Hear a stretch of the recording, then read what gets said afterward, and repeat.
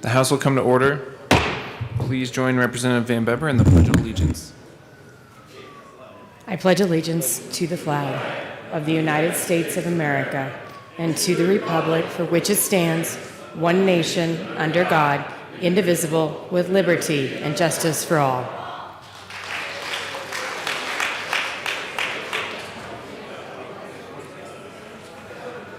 Mr. Gregorio, please call the roll. Representatives Amabile, Bacon, Baisley, Benavidez, Representative Benavidez, Burnett, Byrd, Bockenfeld, Basenecker, Bradfield, Caraveo, Carver, Catlin, Cutter, Doherty, Duran, Escar, Exum, Froelich, Geithner, Gonzalez Gutierrez, Gray, Hanks, Herod, Holtorf, Hooten, Jackson, Here. Judah, Here. Kennedy, Kip, Larson, Lontine, Luck, Lynch, McCluskey, McCormick, McKean, McLaughlin, Present. Michelson Janae, Mullica, Neville, Here. Ortiz, Here. Pelton, Pico, Ransom, Rich, Ricks, Roberts, Sandridge, Representative Sandridge, Representative Sandridge is excused. Sirota, Snyder, Soper, Sullivan, Tipper, Titone, Valdez A, Valdez D, Van Beber, Van Winkle, Weissman, Will, Williams, Here. Woodrow, Woog, Young, and Mr. Speaker.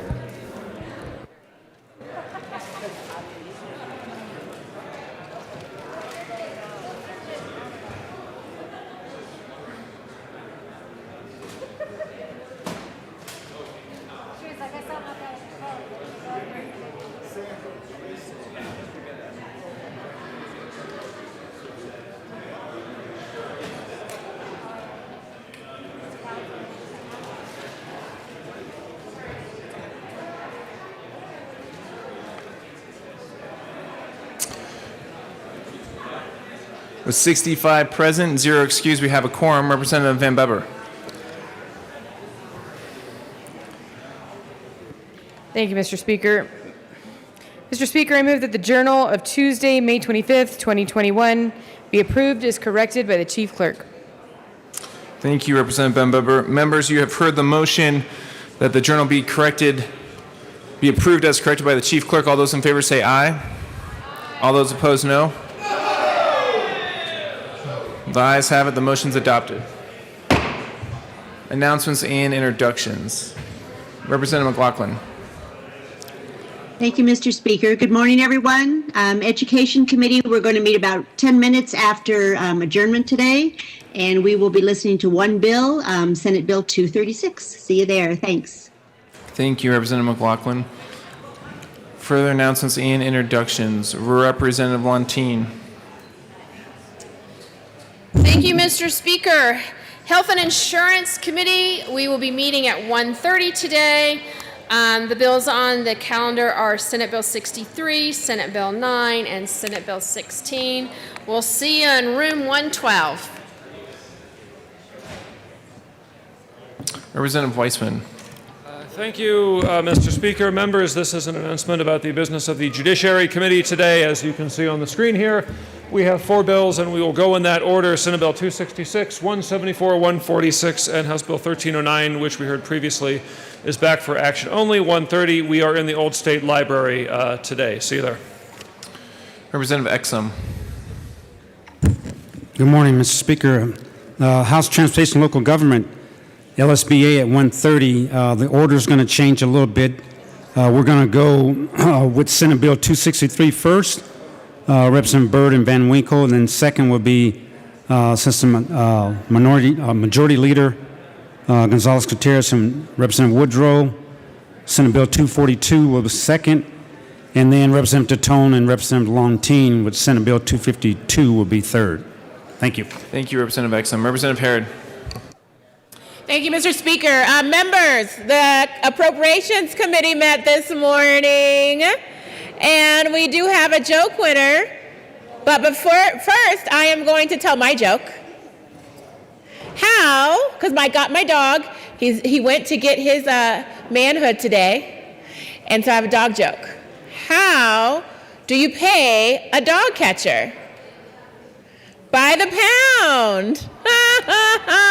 It was great. All right, but that wasn't the winning joke, clearly. Super excited to give the winning joke. Representative Ransom. Thank you, Mr. Speaker. I heartily object to that, and I would like to also say that my vote is to Representative Young because she made a grammar princess joke, which actually helped this grammar queen, who is a former editor and totally into commas and clauses and everything else. Yes. That is my You my know, vote. Representative Young was a close second. I will tell you that. Representative Young kind of has been sweeping recently, but we're giving the award to someone else this morning, and that is to the Minority Leader. Representative McKean is the winner of the joke contest. Tell us your joke. There's no Minority Leader that McKean. audience. Tough room. It's a tough room, but that's okay. Folks, it was really cold this winter. It was even cold in February while we were here, and there was a lot of snow on the ground. How do you follow Will Smith in the snow? You look for the Fresh Prince. You get it, Fresh Prince. And so your gift today is a microphone for your beats. You have to give that back to staff, though. But here you go. Here's your prize. You know what? Thank you so much. And you know what? I'll just keep it at my desk. And then when we've got something to say, we can just do it from there. That's... Majority Leader, do you have a problem with this? I felt you might. Yes. I'll go give this to Kathy. Thank you. Representative Pelton. Members, we have a tribute. Please direct your attention to the well. Representative Pelton. Thank you, Mr. Speaker. We have a tribute and request to be read at length, please. Mr. Gregorio. The House of Representatives, convened in the 73rd General Assembly, hereby commemorates May as Brain Cancer Awareness Month. There are more than 120 types of brain tumors, according to the National Brain Tumor Society. Side effects of having brain cancer are often influenced by which parts of the brain are involved and the functional systems affected. For example, vision problems may result from a tumor near the optic nerve. A tumor in the front part of the brain may affect the ability to concentrate and think. A tumor located in an area that controls motor function may cause weakness, numbness, or difficulty with speech. Other symptoms may include short-term memory loss, difficulty concentrating, trouble finding words, difficulty multitasking, and slowed processing speed. There are no annual tests or preventative measures given to people to prevent brain cancer. There are plenty of ways to make a positive impact, especially during Brain Tumor Awareness Month.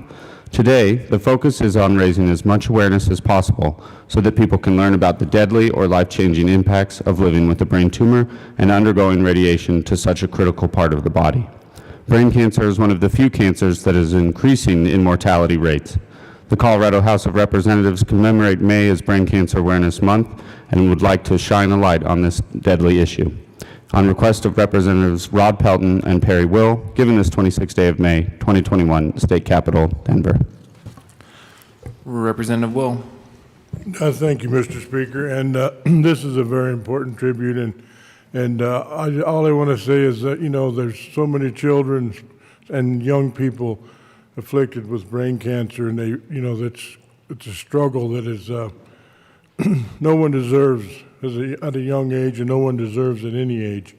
But the awareness of this is great, and I just want to say Godspeed to all of those that are struggling with this and moving forward. Everyone I've met that had any kind of issue like this has been a fighter, and just great people. And I want to, I know Ellen with our minority office.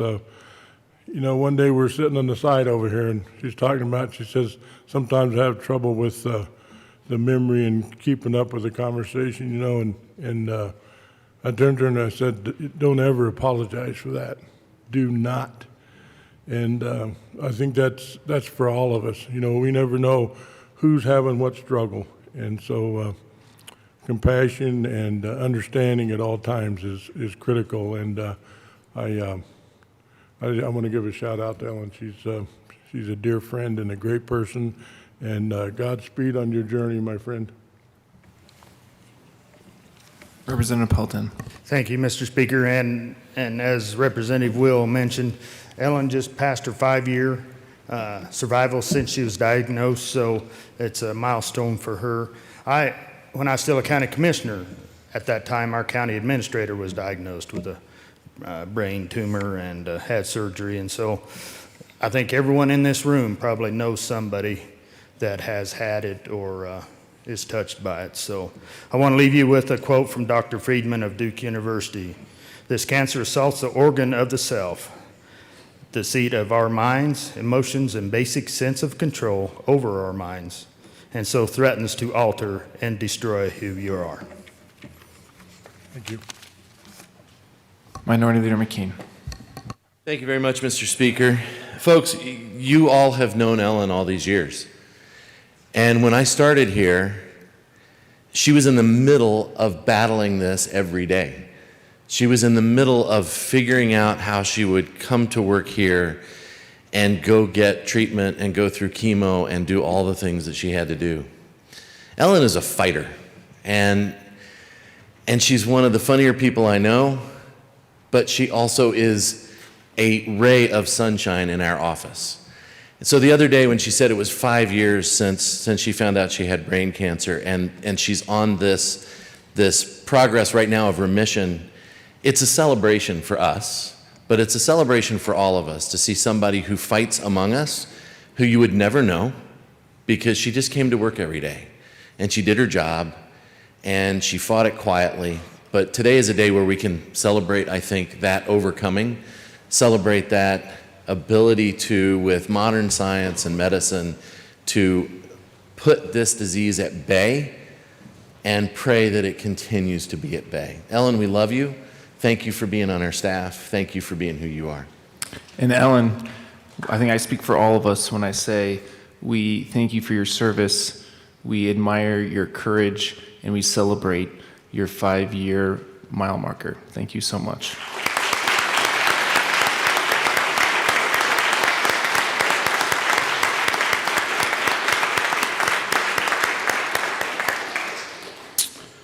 Any other further announcements or introductions? Seeing none, the next order of business is...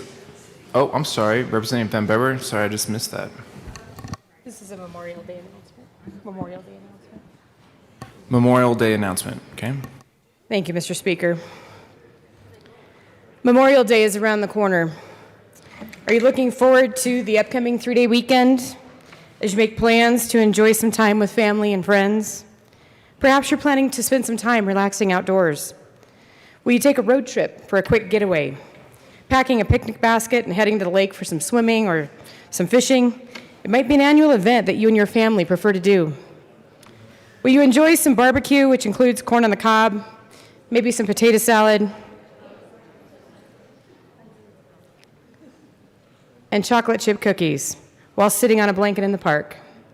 The first day of summer begins in June. However, many consider Memorial Day to mark the first unofficial day of summer. Do you know the meaning behind Memorial Day and why it is a federal holiday? There is a reason the word memorial is part of this American holiday.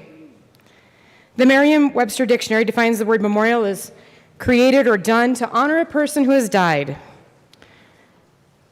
Memorial Day is a day to honor and remember all men and women who have given the ultimate sacrifice during all American wars. In 1868, Union General John A. Logan established May 30th as Decoration Day.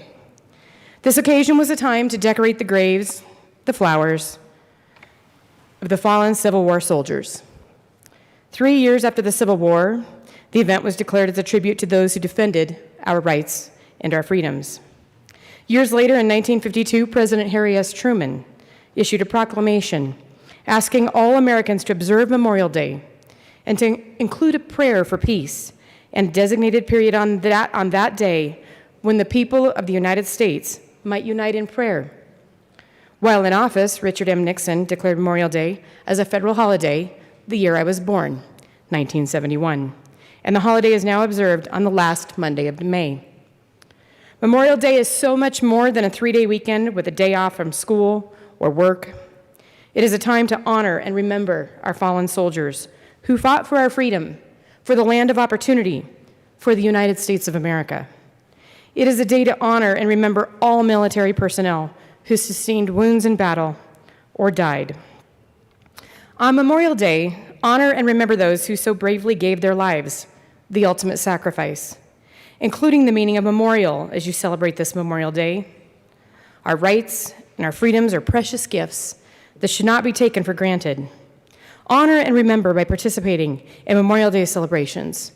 Perhaps it's a parade, placing flags or flowers on the graves of men and women who have served, sharing stories with family members and loved ones. Consider visiting monuments, participating in the National Moment of Remembrance for a moment of silence, and remember and honor those who have died in service to the nation, or just wave your United States flag proudly. Together, we must recognize, respect, and pay tribute to our American heroes. We must teach our children the importance and the meaning of Memorial Day and encourage them to be respectful and knowledgeable about this country's history. Share your thoughts with your family about Memorial Day and what the holiday means to you. Honor and preserve the memory of those who have served as a historical event by celebrating the true reason of Memorial Day. And on a personal note, I would like to thank those in my family who paid with the ultimate price for freedom. As Toby Mack says, thank you for walking on, soldier. Thank you. Thank you, Representative Van Beber.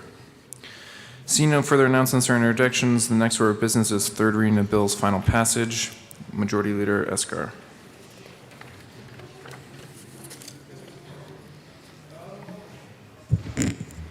Thank you, Mr. Speaker. I move to proceed out of order for the immediate consideration of House Bill 1286. Seeing no objection, we'll proceed out of order for immediate consideration of House Bill 1286.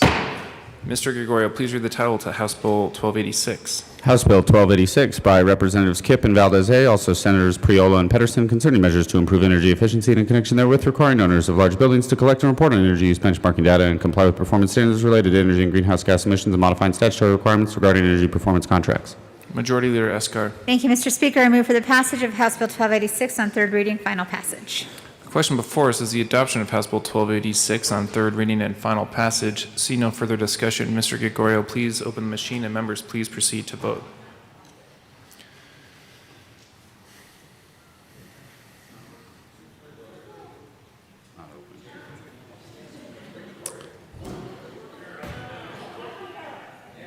All right. Representative Williams, how do you vote? No. Representative Williams votes no. Representative Neville, how do you vote? No. Representative Neville votes no. Representative Jackson, how do you vote? Yes. Representative Jackson votes yes. Representative Judah, how do you vote? Yes. Representative Judah votes yes. Representative Bacon, how do you vote? Yes. Representative Bacon votes yes. Representative Ortiz, how do you vote? Yes. Representative Ortiz votes yes. Representative McLaughlin, how do you vote? Yes. Representative McLaughlin votes yes. Please close the machine. With 40 aye votes, 25 no votes, and 0 excused, House Bill 1286 is adopted. Co-sponsors. Representative Jackson, co-sponsor.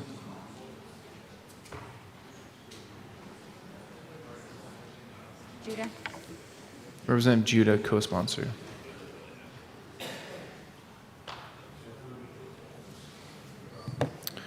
Please close the machine. Mr. Gregorio, please read the title of House Bill 1323. House Bill 1323 by Representatives Cutter and Amabile, also Senators Fenberg and Rankin, concerning the creation of a Special Olympics license plate for motor vehicles and in connection therewith making an appropriation. Majority Leader Escar. Thank you, Mr. Speaker. I move for the passage of 1323 on third reading, final passage. Question before us is the adoption of House Bill 1323 on third reading and final passage. See no further discussion. Mr. Gregorio, please open the machine and members please proceed to vote.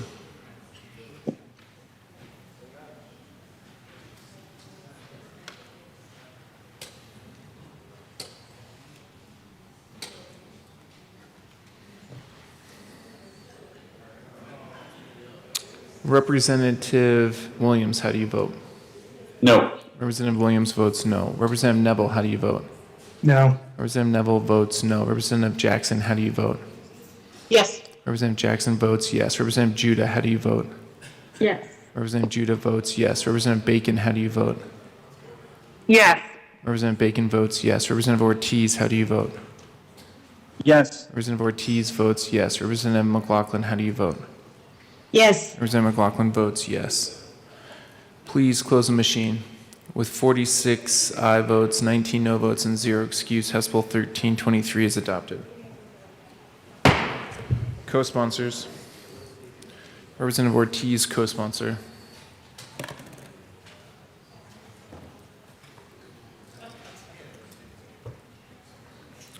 Please close the machine.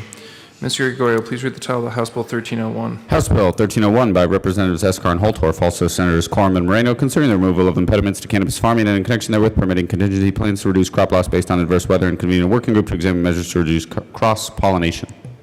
Majority Leader Escar. Thank you, Mr. Speaker. I move House Bill 1301 on third reading, final passage.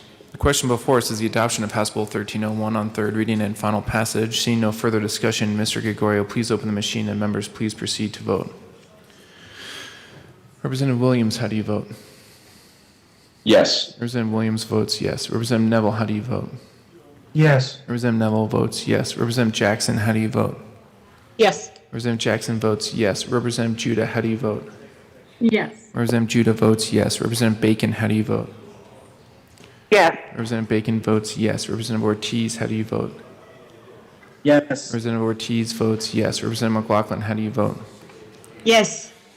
Representative McLaughlin votes yes. Representative Wantine. Please close the machine. With 59 aye votes, 6 no votes, and 0 excuse, House Bill 1301 is adopted. Co-sponsors. Representative McLaughlin, co-sponsor.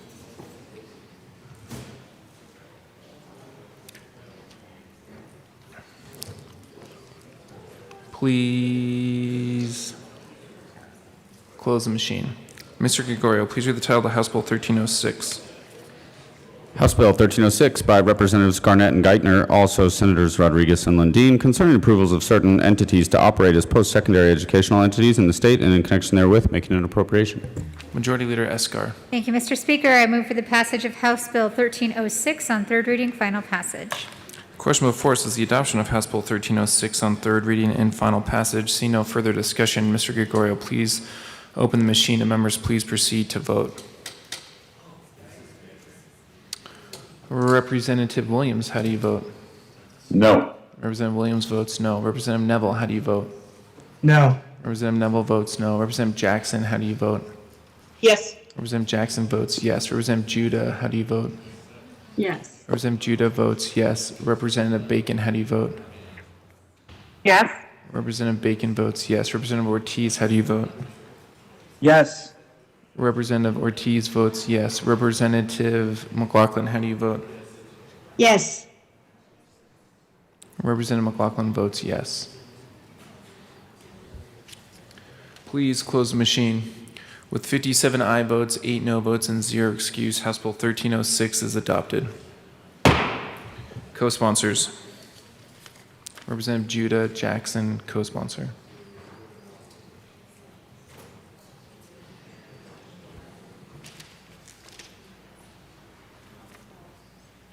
Please close the machine.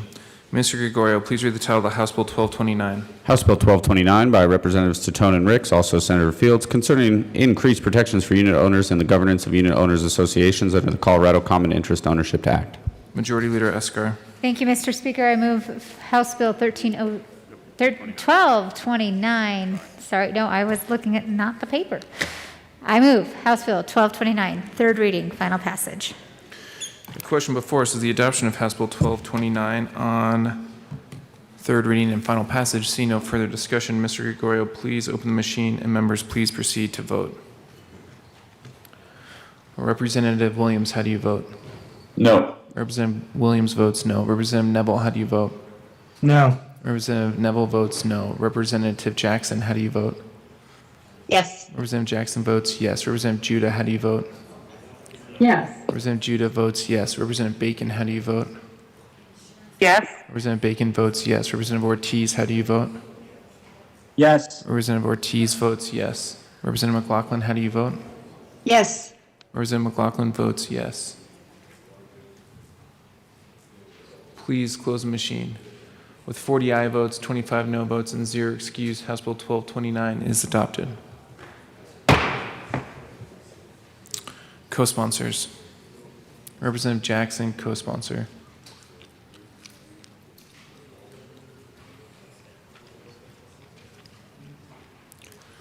Please close the machine. Majority Leader Escar. Thank you, Mr. Speaker. I move to proceed out of order. Hold on. Do we need to read the committee report? Committee reports, Mr. Gregorio. Committee on Appropriations, after consideration of the merits, the committee recommends the following. Senate Bill 138 be amended as follows and be so amended and be referred to the Committee of the Whole with favorable recommendation. Senate Bill 151 be amended as follows and be so amended and be referred to the Committee of the Whole with favorable recommendation. Senate Bill 250 be referred to the Committee of the Whole with favorable recommendation. Senate Bill 265 be referred to the Committee of the Whole with favorable recommendation. Senate Bill 267 be referred to the Committee of the Whole with favorable recommendation. Committee on Transportation and Local Government, after consideration on the merits, the committee recommends the following. House Bill 1196 be referred to the Committee of the Whole with favorable recommendation. House Bill 1310 be amended as follows and be so amended and be referred to the Committee of the Whole with favorable recommendation. House Bill 1322 be amended as follows and be so amended and be referred to the Committee of the Whole with favorable recommendation. Senate Bill 76 be referred to the Committee on Finance. Senate Bill 238 be amended as follows and be so amended and be referred to the Committee on Appropriations with favorable recommendation. Majority Leader Escar. Thank you, Mr. Speaker. I move the following bills be made special orders today, May 26th at 9:36 a.m. House Bill 1310, Senate Bill 151, Senate Bill 106, Senate Bill 138, Senate Bill 166, Senate Bill 189, House Bill 1315, House Bill 1317, Senate Bill 185, Senate Bill 267, House Bill 1321. Seeing no objection, those bills listed by the Majority Leader will be made special orders at 9:37 a.m. Representative Woodrow.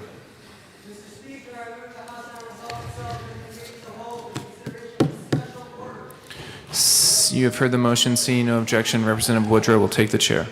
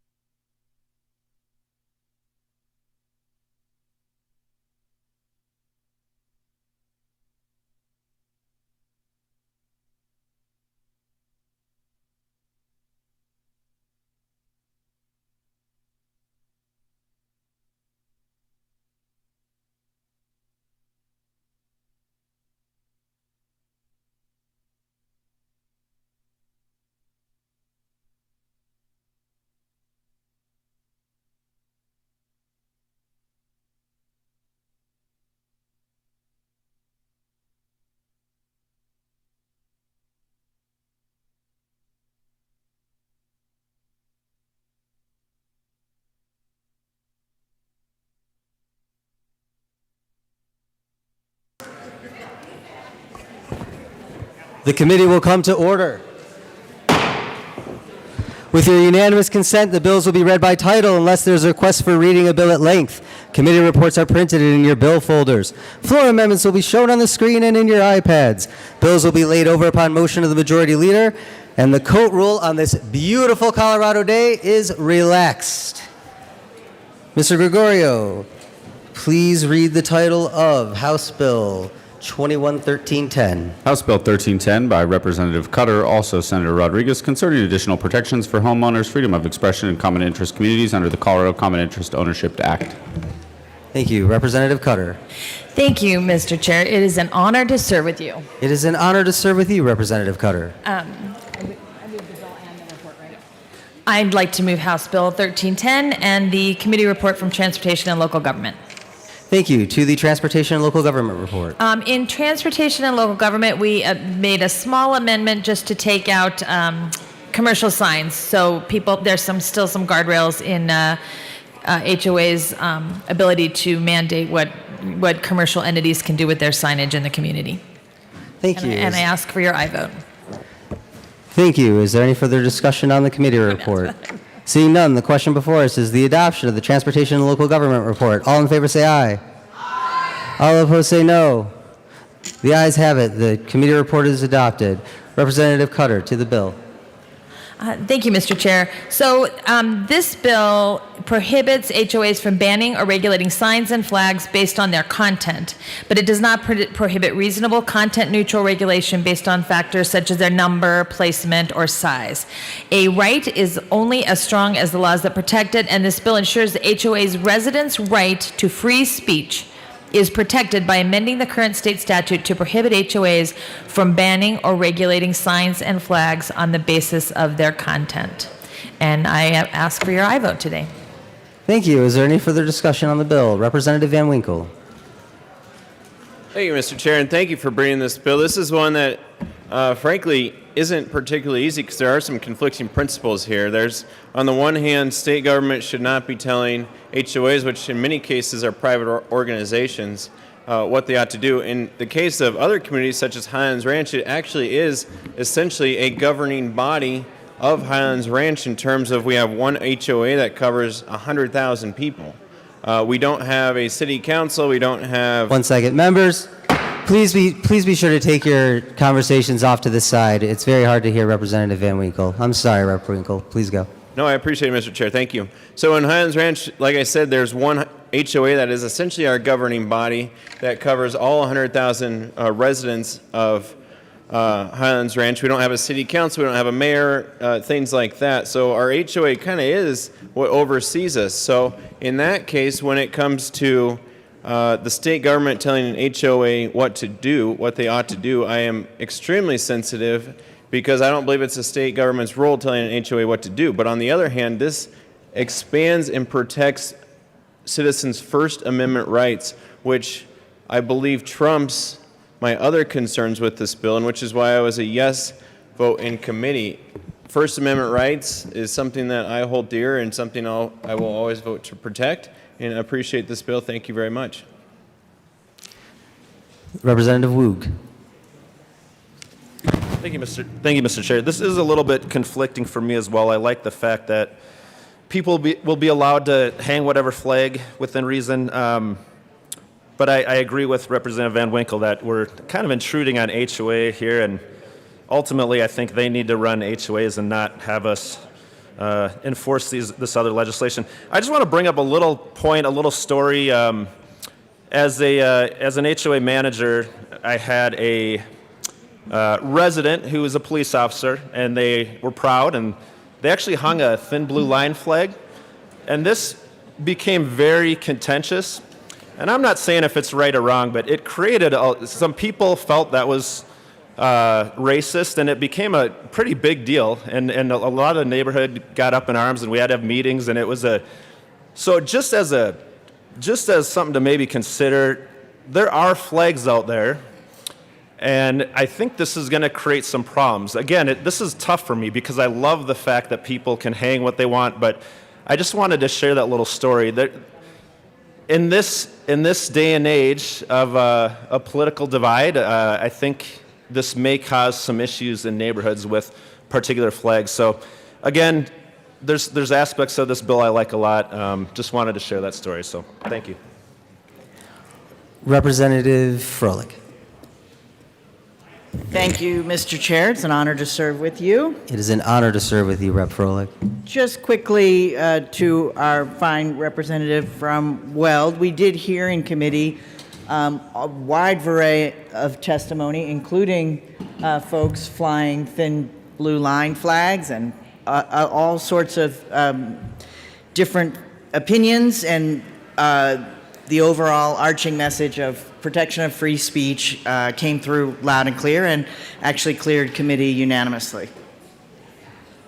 Representative Rich. Thank you, Mr. Chair. I too was in committee yesterday about this bill. A little bit conflicted because it may swing both ways.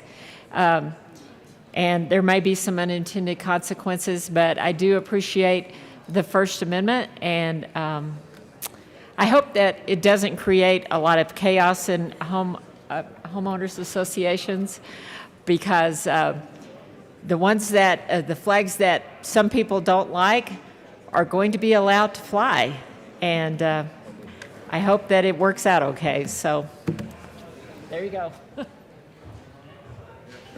Representative Van Winkle.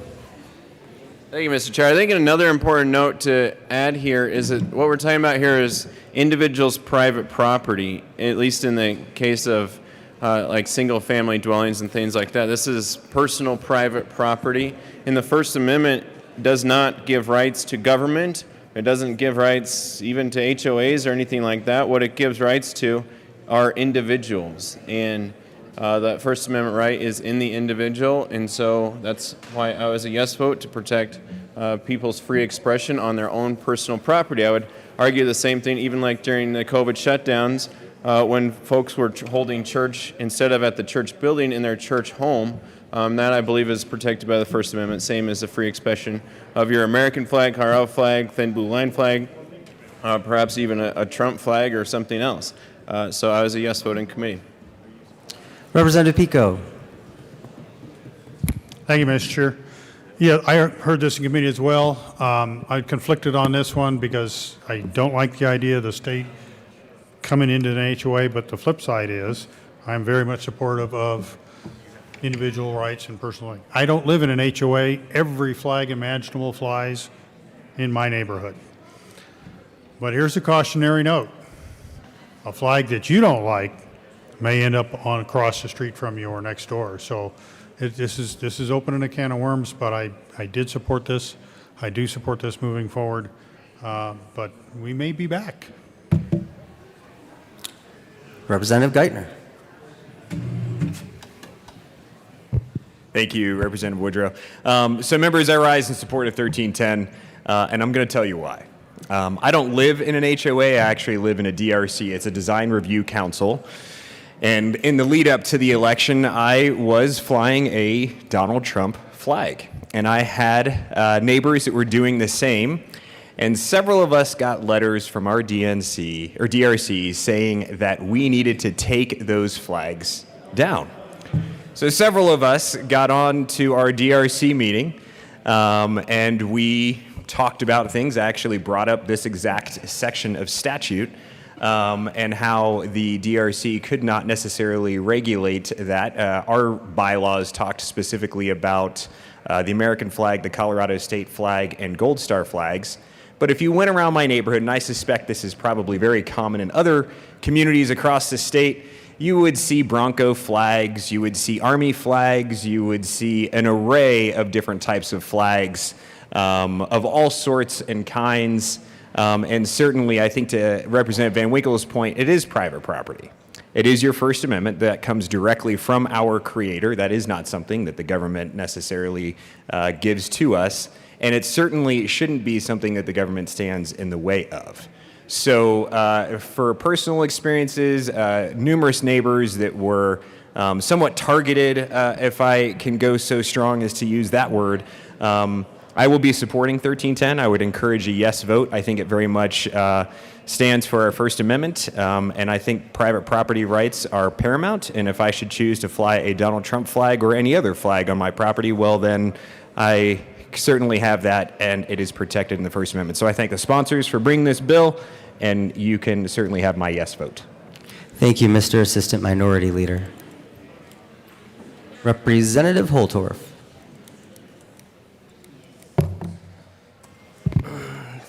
Thank you, Mr. Chair. As I sit with my colleagues, we haggle about who's going to talk next. I will tell you that the bill sponsor brings forth something that makes me proud. With Memorial Day coming soon,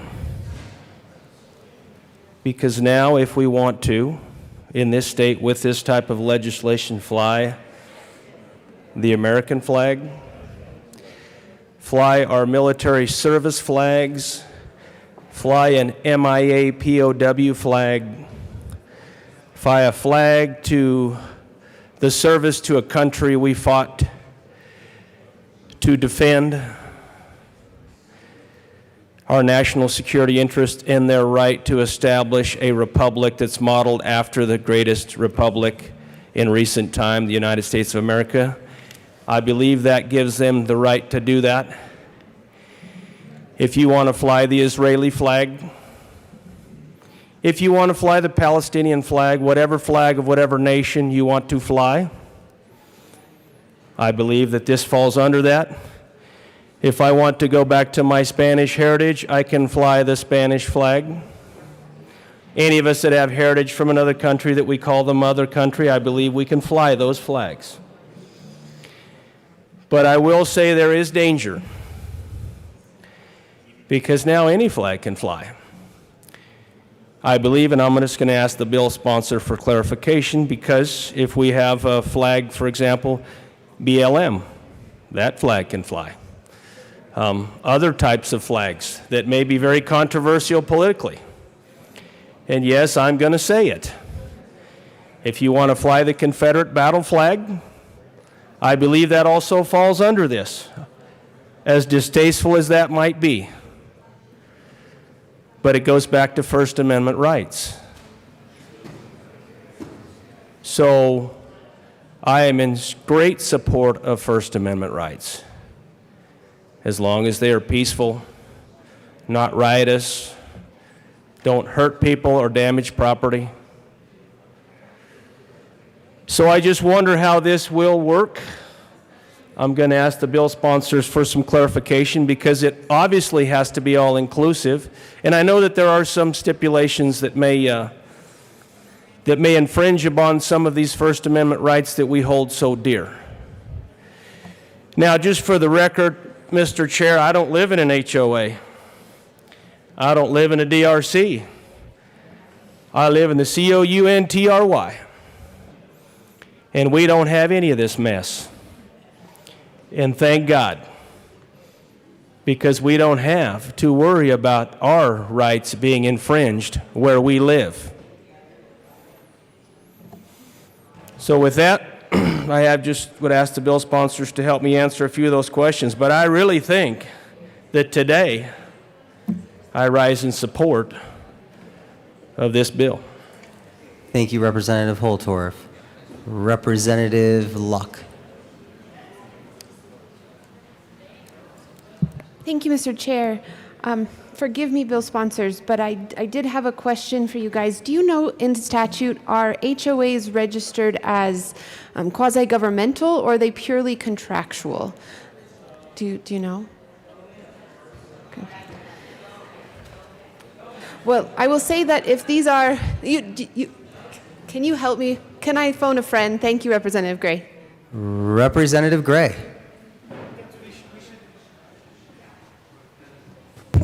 Briefly, no. Homeowners associations are a function of covenants and restrictions that are placed on land and are entirely private entities and are not governmental entities in any sort of way. There are potential special districts that might overlap with them, and it's something, again, it's something that we should understand because we deal with a lot of these bills.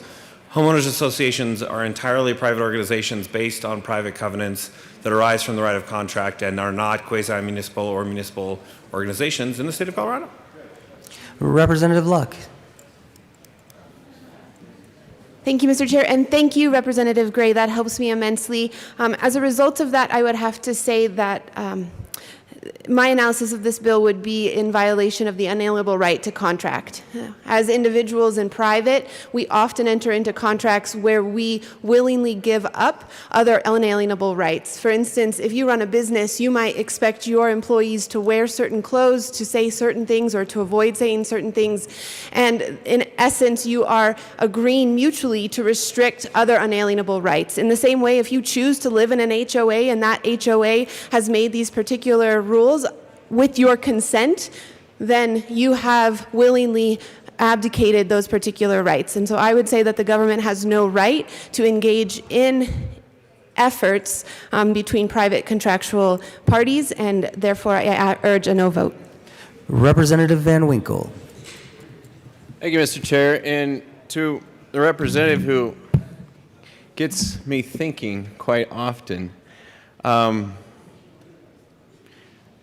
doesn't the government have a right, however, to protect an individual's right? Because, again, rights are not given to governments or bodies or organizations. Rights are given, well, going back a step, our rights don't come from government. They come from nature and nature's God, and they are given to the individual. So does government not have the responsibility to protect those individual rights to the individual person, the property owner, the person living in their home in their free expression? And then, so that's one question. I'd also point out that HOA, again, in a place like Highlands Ranch, if you want to live in any part of that essentially enormous suburb that takes up a large portion of the southern suburbs of Denver, 100,000 people, again, you have to live in the Highlands Ranch HOA Association, which is fine because you could move out or you could do anything you want, but it is a homeowners association that does govern a sweeping portion of the southern Denver suburbs, and it doesn't operate like an HOA. It operates like a governing body in terms of each neighborhood or precinct essentially is able to elect someone to that board, and it actually operates much more like the House of Representatives here. And of course, we could change those things, but stepping back again, our rights come from God and nature's God, and they are given to the individual. So does the government not have some sort of responsibility to protect those individual rights? Representative Ransom.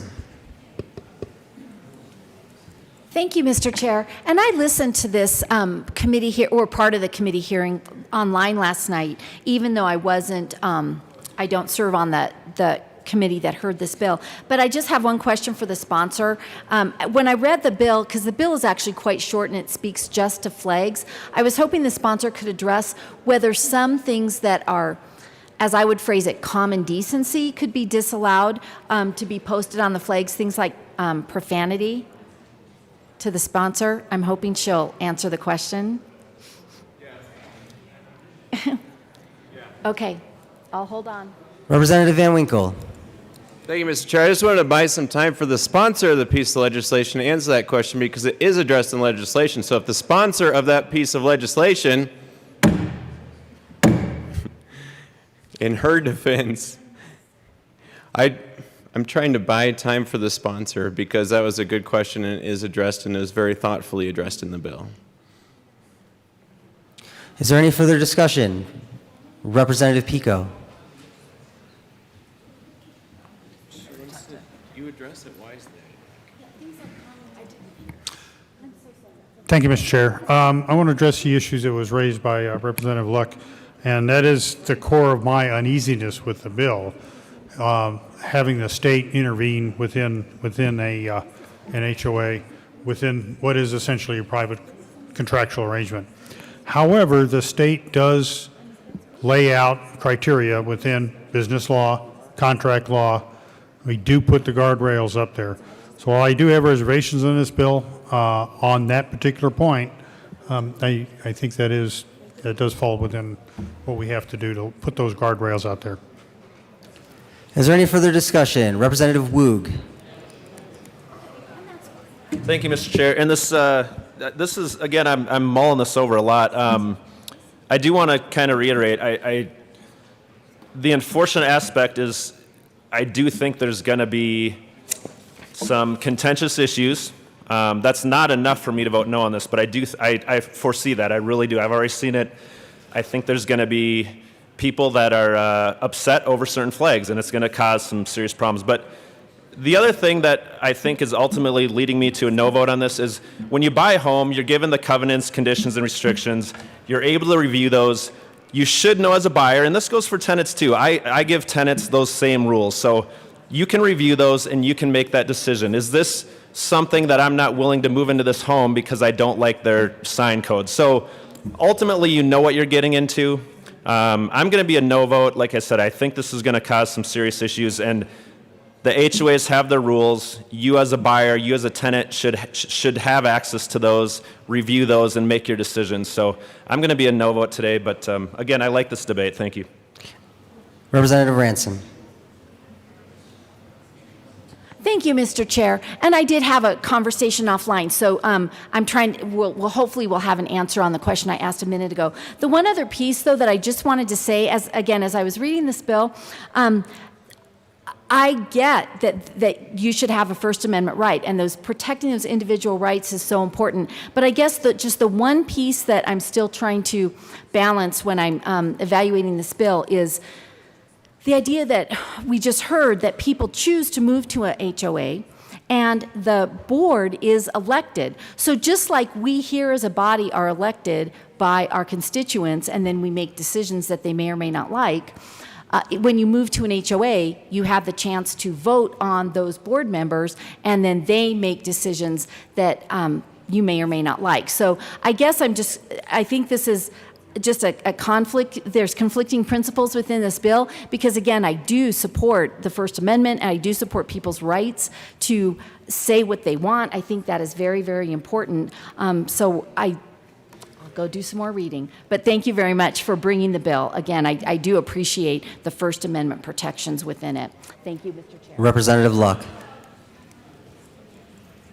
Thank you, Mr. Chair. And just to respond to Representative Van Winkle wherever he went, there are instances, yes, when the government has a responsibility to step into private contractual arrangements. But as I understand it, there's not an instance right now where there is duress, where there's unconscionability, where there are areas in which the private actors can't amongst themselves determine what is in the best interest of those parties themselves, as opposed to having a third party step in and say, for these other public policy reasons, we are going to impose our will over and above yours. And so that's how I would respond to you. Thank you. Is there any further discussion? Seeing none, the question before us is the passage of House Bill 1310. All in favor say aye. Aye. All opposed say no. 1310 passes. Mr. Gregorio, please read the title of Senate Bill 151. Senate Bill 151 by Senators Buckner and Rankin, and also Representatives Young and Rich, concerning transparency in reading programs implemented in public schools. Yeah, and I'll do the talking. Representative Rich. Thank you, Mr. Chair. I move Senate Bill 21-151, the Education Report and the Appropriations Report. Thank you. To the Appropriations Report. Representative Rich. Thank you, Mr. Chair. We were in appropriations this morning, and they appropriated funds for this bill. Is there any further discussion? Seeing none, the question before us is the adoption of the Appropriations Report. All in favor say aye. Aye. All opposed say no. Aye. The ayes have it. The Appropriations Report is adopted. You did. To the Education Report. Representative Rich. Thank you, Mr. Chair. In the education, we had one amendment where we just made some clarifying language. I ask for an aye vote. Is there any further discussion? Seeing none, the question before us is the adoption of the Education Committee Report. All in favor say aye. Aye. All opposed, no. The Education Report passes. To the bill, Representative Young. Thank you, Mr. Chair. It's an honor to serve with you. It is an honor to serve with you, Representative Young.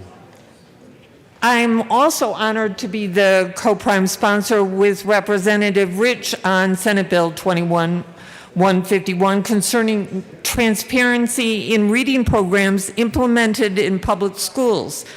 There has been some very important work on the READ Act. In 2019, there was House Bill 1134, a bill to research effective methods for assisting early grade students with dyslexia. This bill is a result of the working group that came out of that bill. This bill takes an essential step to increase the visibility of the evidence-based reading curriculum, core and supplemental reading instructional programs, and intervention reading instruction services and other supports provided in each school by having this information submitted to CDE and posted on the CDE website. Local school districts will have an easily identifiable link referring to student literacy or the Colorado READ Act to CDE's website. House Bill 1134 was born out of the pain and frustration of a group of parents trying to find support and help for their children whose reading difficulties were the result of dyslexia. By providing this transparency, we are providing parents a greater opportunity to increase their successful involvement and participation in their children's reading education, a goal we need to have in the educational process since parents are an essential ingredient in their children's school success. This also provides opportunities for the community to have greater understanding of reading instruction in their schools. Having spent my career as a school psychologist in special education, teacher working with struggling readers, I urge an aye vote. Representative Rich. Thank you, Mr. Chair. I want to thank Representative Young. She outlined the bill perfectly. And it's a pleasure to carry this bill with you. I'm asking for an aye vote. Is there any further discussion? Seeing none, the question before us is the passage of Senate Bill 151. All those in favor say aye. Aye. Those opposed, no. The ayes have it. Senate Bill 151 passes. Mr. Gregorio, please read the title of Senate Bill 106. Senate Bill 106 by Senators Coleman and Priola, also Representatives McLaughlin and Baisley, concerning measures to improve successful transitions from high school to post-high school training in connection therewith, making an appropriation.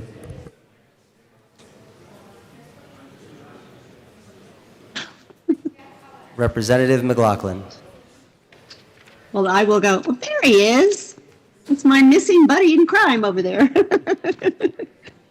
Yes, Representative Baisley, I'll have you go first. Representative Baisley. Thank you, Mr. Chairman. So I move Senate Bill 106. I apologize that I was not totally prepared here. Do I simply move the bill, or do I have a report to? You just to the bill. Thank you. Just the bill. So I move Senate Bill 106. Representative Baisley. Representative McLaughlin. Your neck's gonna get really sore today on this one. So, thank you, Mr. Chair. Yes, this bill is about successful high school transitions. It addresses those kids who have gone through school, perhaps at the end of their junior year, they have all their credits, but they're made to stay there. They can't go on. They're kind of bored that last year. I think it addresses a lot of the mental health issues they could have staying there for a little bit longer than they need to. This gives them the opportunity, it's a pilot program only, for mostly our lower income students to have a chance to use that extra year, that extra time as to do an internship, to get into college, to get started on that next phase of their life so they're not sitting in school a little bored. People were concerned because if they left the school, this would mean that the school wouldn't be getting their money. And so they've arranged it so that they will get some of the money to the school and some of the money to the student. And it gives kids this leg up on getting kind of out of high school, where not everybody does their best. Not the way you do in high school isn't always the way you do the rest of your life. For some kids, that's a good news thing. But this gives them great opportunities to expand their repertoire of skills, to go and discover what they want to do. And I really like this bill, and I'm happy to co-prime it with Representative Baisley. Representative Baisley. Thank you, Mr. Chairman. Yes, and I am absolutely delighted to co-prime this with Representative McLaughlin, my dear friend and colleague. We entrust our teachers with the responsibility of preparing the students for adulthood, for being self-reliant, and for fulfilling their career goals within the industry that they're going to set out for. And this so much helps facilitate that, this bill, because it builds the relationship between the schools and the industry and the jobs nearby, so that the students can apply the science that they are learning in the classroom very directly during their high school years, and it helps them to transition, as is in the title, onto to their career in the trades and in other professions. And I just love everything about this bill, and I hope that you all will see the great value in it, and that many students take advantage of this, and that the idea will grow in size and become just part of our education culture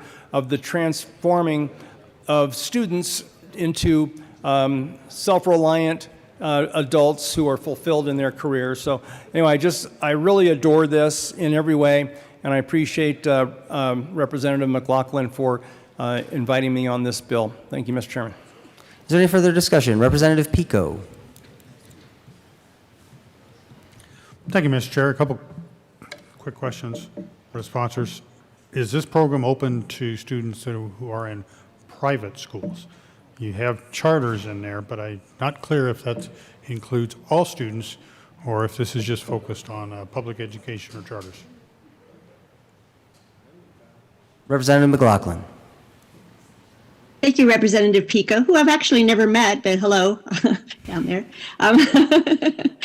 Yes, this just applies to public schools, so charters are included, but not private schools. Thanks. Thank you. Is there any further discussion? Representative Pico. Thank you, Mr. Chair. Well, then I'm going to stand in opposition to this because, frankly, you're cutting out those students who take advantage of private schools. And I think that's showing. The other concern that I have, or the other objection that I have, is that you already have a number of programs. Kids in schools can take advanced placement course, AP courses, and get college credit while they're in high school. So I'm not sure that I see the value necessarily of coming up with a $2,000 scholarship. Representative Baisley. Thank you, Mr. Chairman. And I get your point, Representative Pico. When it comes to the dollar allocation, yes, I'm not sure how we would transform public school dollars towards funding of private school advancements and application in this sense. Otherwise, I don't think that there's a place to address private school in this bill if a private school were to choose to have a transition, and I imagine that many of them do, have a transition program where they build the relationships with local industry and then allow their students to spend some school time working at those facilities, at those locations. That would be certainly up to the private school, since they are independent of the public school system. So yeah, the only thing I can imagine is the dollar amount. If we were to allow the funding here to go towards private school students, I think that would be a struggle to figure out how to apply that. But I get your point. But I think this is probably only appropriate for the public schools, which would, of course, include the charter schools as well. But interesting idea. Representative Pico. Well, thank you, Mr. Chair, and thank you, Representative Baisley, for that explanation. Understand it. I just disagree with it. I think that this runs against the principle of school choice. That is something that I hold near and dear. It is good to see the public schools charter schools struggling mightily to catch up with where the private schools have been for some time, because we do, in fact, have a lot of those programs already in place and opportunities. But it concerns me that those parents who are basically double taxed to go send their kids to private schools are cut out of this program. Is there any further discussion? Representative Holtorf.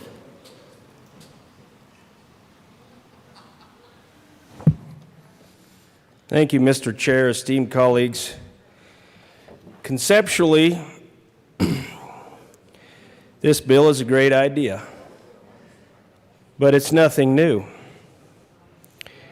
And as I watch the fiscal notes come across my desk, so ever concerned in protecting the taxpayers' pocketbooks, I see we're going to spend near $300,000 the first year, and then we're going to roll up to about $630,000+ in what we call the out years. Now, here's what I don't understand. I understand the desire to keep kids in school, and I listened to testimony up here this morning that said, oh, well, we got to keep them busy. We got to keep them engaged. Well, ladies and gentlemen, back in the 70s and 80s, when some of us were around going through school, we had this thing called work study. I don't think it cost anything. You'd show up to school for a few classes, and then you were released to go to your job that was your work study apprenticeship program. You may have gone to work for a carpenter, a plumber, an electrician. You may have worked in a hardware store. You may have worked in a grain feed store. You may have gone to work on your family farm or ranch. And you got credit, and you weren't bored, and you were glad to get the heck out of school and get out in some fresh air and do a little work. You want me to smile? Oh, for the back? I just wanted to look good. Okay. So, anyway, I don't know. I also have another point I want to make. A lot of kids, including my kids, when they were seniors, they did, a previous representative said they did these AP classes. Well, those programs have been alive and well for a long time, and these kids can take these college classes that are hosted and sponsored by many colleges and universities across the state. And they can stay engaged. I have a fistful of daughters. Most all of them did this. As they had finished that high school curriculum, and then they basically ran out of classes to take in high school, they took these advanced classes or these college classes, and most kids can go to college with a lot of college credits, which we have programs for in this state. So I don't know why we have to spend another $200,000, $300,000, $400,000, $500,000, $600,000 for, or more. They already exist. Now, most of you don't know this, but I spoke at a commencement ceremony. And in that, this was just a week or so ago, in a great little community in my home county. And the valedictorian of the school had completed, while she was in high school, her associate's degree from Northeastern Junior College, because she didn't want to be bored in high school, and she was smart as a whip. And ladies and gentlemen, I'll just let you know, the state of Colorado did not have to spend $200,000, $300,000, $400,000, $500,000, $600,000+ to keep her engaged, because she had the ambition, she had the good counseling, and she had those programs already embedded in her school. So I just don't know why we have to appropriate more money to things that we already have that get kids from high school to life, or high school to post-high school education. Thank you, Mr. Chair. Representative Baisley. Thank you, Mr. Chairman. So I've been informed, although I wouldn't wouldn't know from personal experience that we still have the work-study programs intact here in the state of Colorado, Representative. This is in addition to that program, far more extensive, and it includes some certifications and so on that the students can achieve along with this, which is part of what the funding will help with. So anyway, appreciate your input, though. Is there any further discussion? Representative Van Baber. Thank you, Mr. Chair. I come to this conversation as an educator who had the great fortune of being in a school for a little over 17 years and being a firsthand witness to the opportunities that are afforded to high school students who are able to go out into an industry of their choosing. These are the years where our youth still feel like they can grab a tiger by the tail and chase their dreams. That's what high school represents. It's a wonderful time in life in which anything feels possible. And when looking at these kinds of programs, my son was in one of these. I watched all of his friends go through these kind of programs. And I wish I would have had the opportunity to do so in my high school. Representative Holtorf is right. These programs have been around for as long as I've probably been alive. But at the end of the day, here's the difference. A scholarship program. I got one scholarship going into college. It was a whopping $500. And as a farm kid, I thought that was immense. And it was this small amount of money that gave me a glimmer of hope that, yeah, with a lot more hard work and that $500, which bought books for 2 years, I too would be able to be the first person on either side of my family to complete college. My father had to go to Vietnam. My mom stayed home and raised us kids. But I would be the first college graduate. And it was due to a small scholarship such as this that allowed me to have that hope that I could do anything. And when I think about a $900,000 fiscal note over the course of time, and how many $2,000 scholarships that is, that means 4,500 Tanyas out there have the opportunity to say, $2,000 is a lot of money. And it's a great deal of hope that allows me to go get my hands into an industry that I'm passionate about, in a place in the world that I want to make a difference. You'll all vote your conscience on this bill, but I would say if we believe in our youth, if we are tasked with ensuring our youth are successful in the state of Colorado, if we want to keep our youth in the state of Colorado to add to this economy, to be a healthy, functioning family, to be a part of what we love about where we live, then these are the kinds of small steps that are a huge return on investment. Now, normally I would not speak to saying this is an expenditure I would be okay with. I want to save my constituents money. I want their tax dollars to be as slim as possible going out the door. I want their money in their wallet. But for something like this, that allows a high school student who might not normally have that opportunity to go into a place and a space where their strengths are grown, where they clearly find out where a few weaknesses are, and that needs attended to as well, we then create Colorado youth who are ready to enrich our state. So again, I would rise in support of this bill, but do vote your conscience. Yes, it might have always been here, but here is yet a small piece of the puzzle in ensuring that our Colorado youth are a continued, enriched part of our future. Thank you. Is there any further discussion? Seeing none, the question before us, members, is the passage of Senate Bill 106. All in favor say aye. Aye. Those opposed, no. The ayes have it. Senate Bill 106 passes. Mr. Gregorio, please read the title of Senate Bill 138. Senate Bill 138. Madam Majority Leader. Thank you, Mr. Chair. I move to lay over Senate Bill 138 till the end of the special orders calendar. Senate Bill 138 will be laid over to the end of the calendar as moved by the Majority Leader.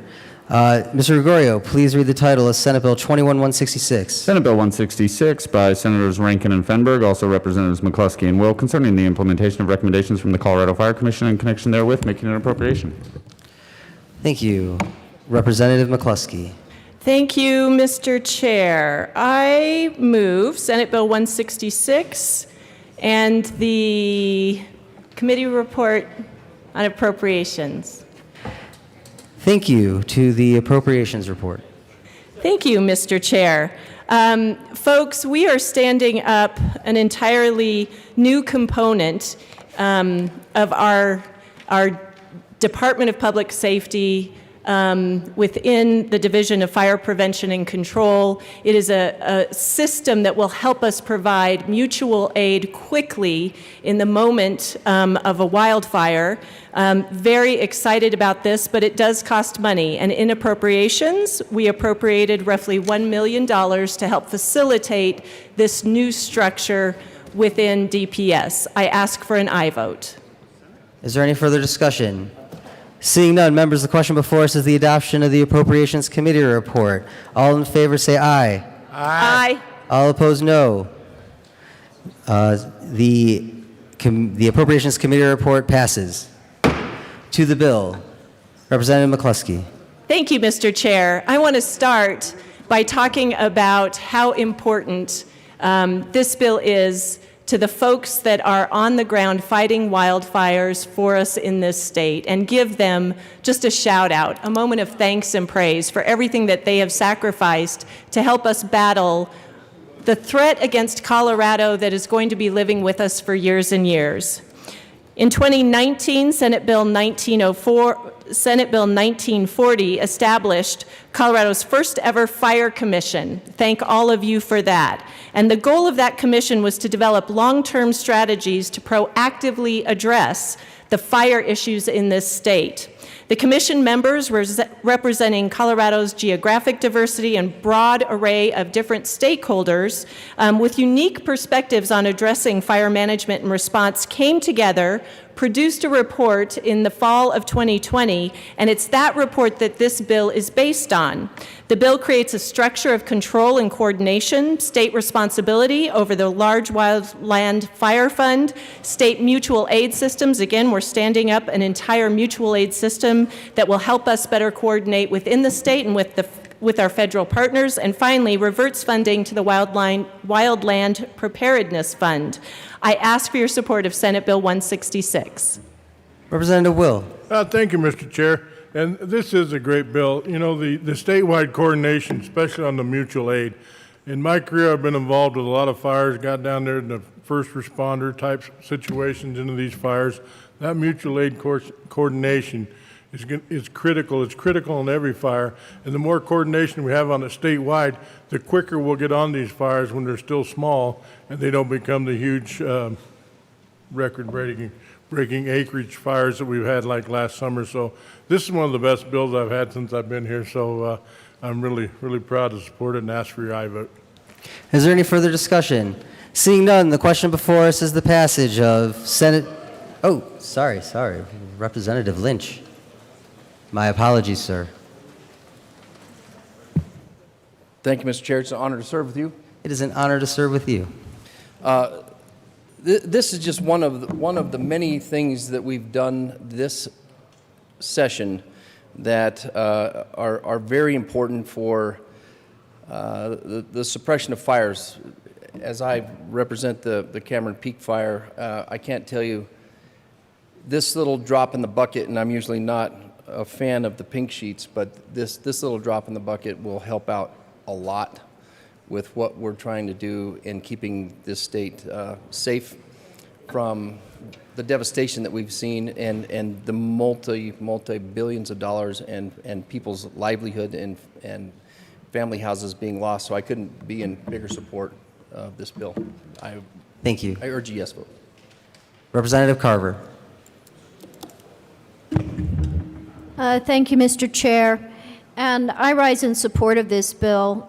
This bill shows the good fruit that the Fire Commission is bearing. You know, when we established the Fire Commission, which I was so pleased to run that with Rep. McCluskey, that really set Colorado up for the best interagency interdisciplinary discussion on how we do fire prevention, fire suppression, mitigation of risk.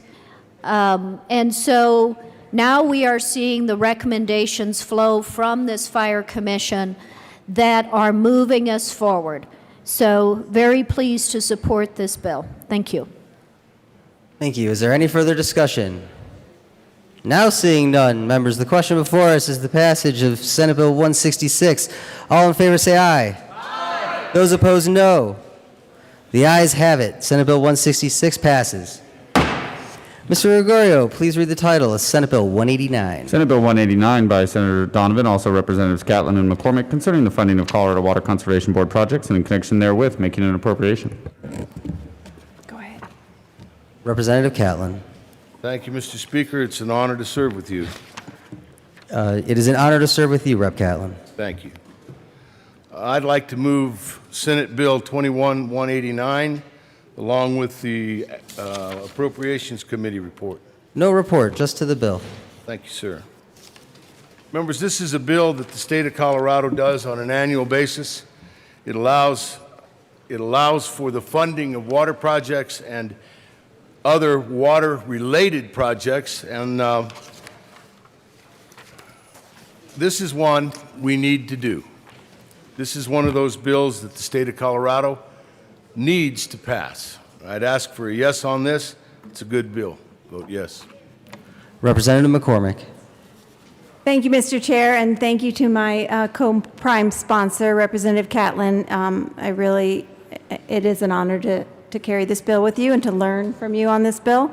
And just to reiterate or to go a little further on what Representative Catlin said, this bill will help us fund very important and needed projects that go towards our Colorado Water Plan. Very, very important. It's never enough, but we absolutely need to get this funding out there. So I also to urge a yes vote. Thank you. Representative Valdez. Thank you, Mr. Chair, and it's an honor to serve with you. It's an honor to serve with you, Representative Valdez. Thank you, sir, and I want to thank the bill sponsors for bringing Senate Bill 189, and also thank Colorado Water Conservation Board for their projects, not only continue to make sure that water is a huge priority in the state and in our district. With that, you have my support, and I will be supporting Senate Bill 189. Thank you. Is there any further discussion? Representative Pico. Thank you, Mr. Chair. I rise in support of the bill. The water conservation, water projects, all of those are very key for maintaining our economic and natural viability. This is something that is essential. We are in a normally dry region of the country, and we do have responsibility to manage that water carefully. Representative Will. Thank you, Mr. Chair. I just come up to stand in strong support of this bill. I heard it in committee, and this is something we need to do for our state, and 100% behind it, 110% behind it. Thank you. Vote yes. Is there any further discussion? Representative Holtorf. Thank you, Mr. Chair, esteemed colleagues. I'm in support of this bill, but here is my rub. I don't think it's enough. When we talk about water, it is the lifeblood of Colorado. It is the lifeblood of agriculture. It is the lifeblood of our communities. I don't think this is enough of an investment. We need to remember that when we handle those funds that I told you I'm paying very close attention to this last several weeks of session. We need to invest greater in water, water study, water storage. There's some bills out there that are still hung up that speak to this, that need to move, to build capacity for water, to reinvest in all these water projects and more. So I will tell you, Colorado, if we doubled or tripled this, it still wouldn't be enough, but this is an investment we must make for our future. So I encourage an aye vote or a yes vote, and I want to double down and triple down on these investments in the future. Thank you. Thank you, Representative Holtorf. Is there any further discussion? Seeing none, members, the question before us is the passage of Senate Bill 189. All those in favor say aye. Aye. Those opposed, no. The ayes have it. Senate Bill 189 passes.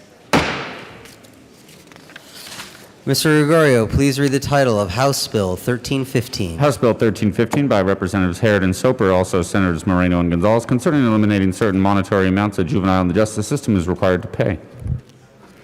Representative Harrod. Thank you, Mr. Chair. I move the House Bill 1315 and the Finance and Judiciary Committee reports. Thank you. To the Finance report. Thank you, Mr. Chair. I have two amendments to the Finance report that I would like to discuss and have displayed. I'll first move Amendment L020.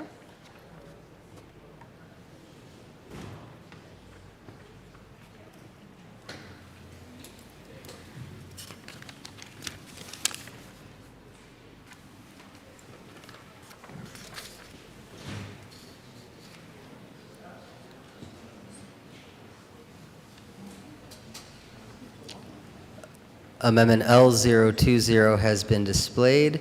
Representative Harrod, please explain the amendment. Thank you, Mr. Chair. This is just a technical amendment. It strikes part of. I asked for an aye vote. Is there any further discussion? I did. I move Amendment L020. Members, the question before us is the adoption of Amendment L020 to the Finance report. All in favor say aye. Aye. All opposed, no. The ayes have it. Amendment L020 to the Finance report is adopted. Representative Harrod. Thank you, Mr. Chair. I move Amendment L028 and ask that it be displayed.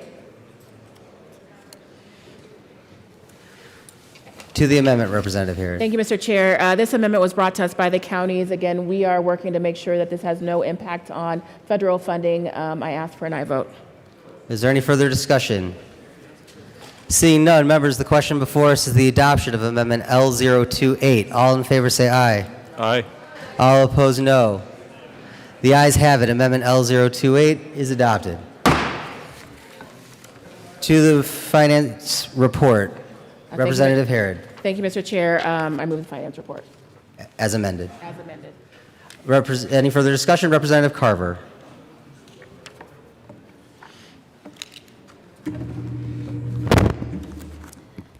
Thank you, Mr. Chair.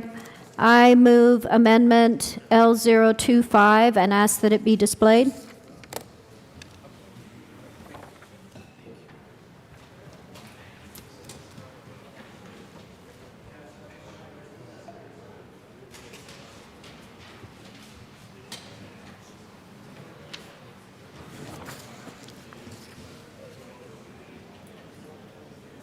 Amendment L025 has been displayed. Representative Carver, please explain the amendment. Thank you, Mr. Chair. Members, this bill does a number of things, which you'll hear from the bill sponsors.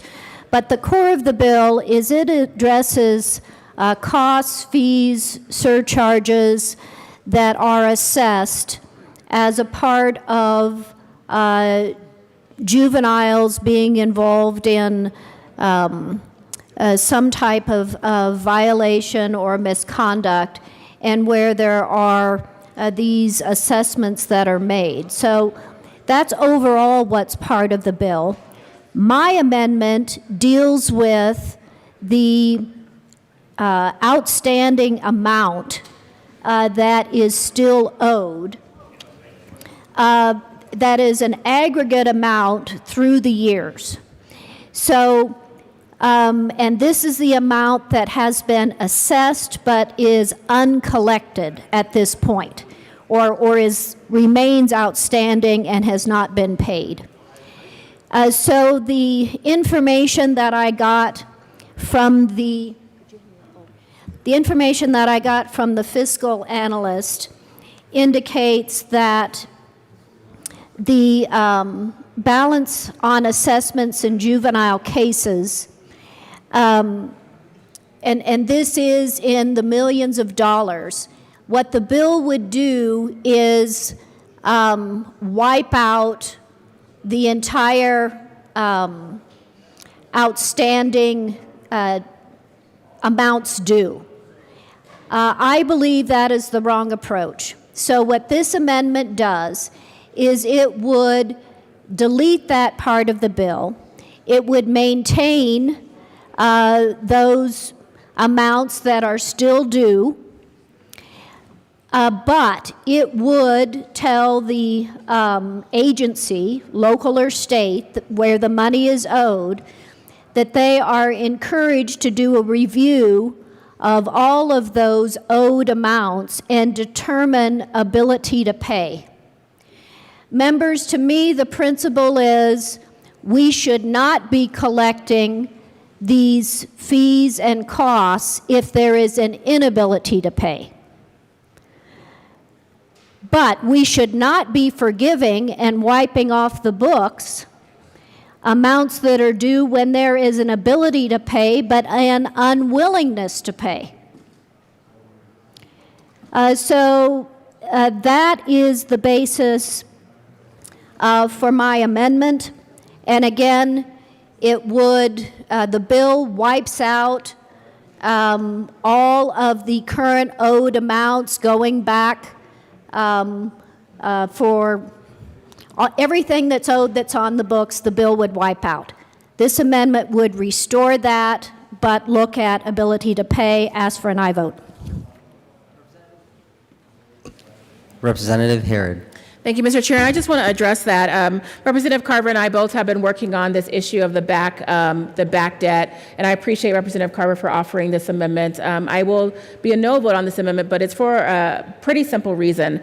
I got back from judicial that they've already wiped out the debt from pre-2000 because they don't anticipate to collect it. I asked what their collection rate was going to be for the debt that they have now on the books that's left, and they said that the collection rates are around 3% in the first year. 3%.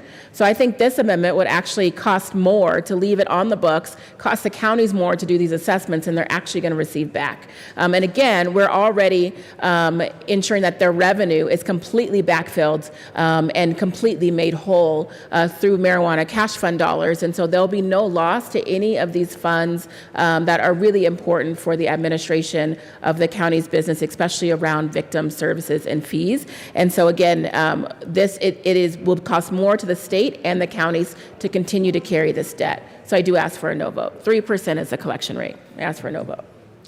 Representative Lynch. Thank you, Mr. Chair. I stand in support of this amendment. By just wiping out this debt, we lose the possibility of ever receiving these funds back. And so it doesn't accomplish any goals by getting rid of this debt immediately. What I would hope that we want our citizens to be responsible and pay their debt to the state. Now, not everybody's going to be able to do that, and we know that. Like, most of this money is never going to come in, and let's just be honest with that. But when we wipe out all ability to collect this debt, we wipe out the possibility that people can do their part to be good citizens and pay their dues for crimes that have been committed. So it's kind of a weird sticking point. Realistically, are we ever going to see this money? Probably not. But if we wipe it out and make it so that we don't ever have the ability to collect this debt, we'll never have the possibility of getting it. So I stand in strong support of this amendment.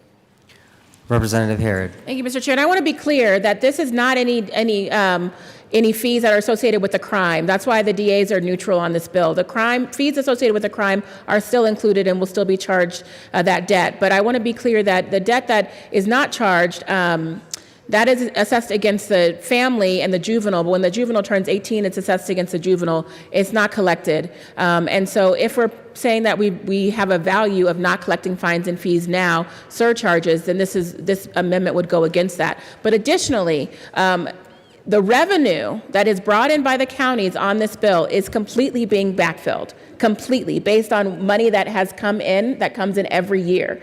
And so we are completely backfilling it. So to say that the counties will never receive the money is actually not true. We are paying for that. We will be paying 100% of what is typically collected. And so I want to be clear with folks that this is based on the revenue received, and we are completely funding that.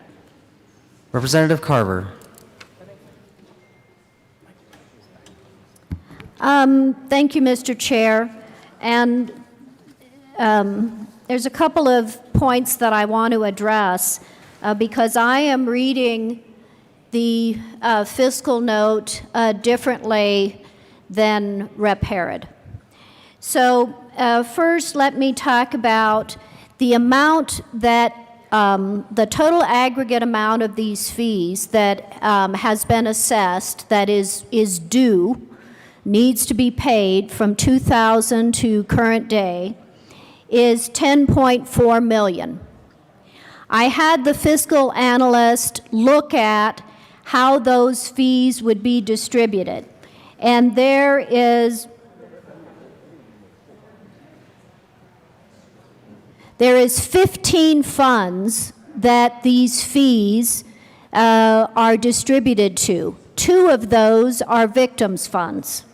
So 2 of the 15 are victims' funds. The rest are associated with different parts of the criminal justice and juvenile justice system. So of that $10.4 million that is currently owed, $1.8 million would go to the victim compensation funds, and $1.7 million would go to the victim assistance funds.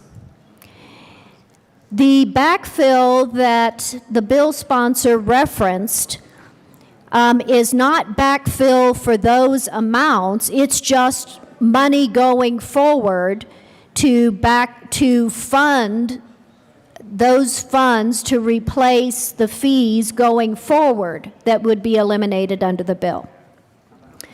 But members, you need to understand that the bill itself, the marijuana tax money, is only going to back fund 3 of the 15 funds, period.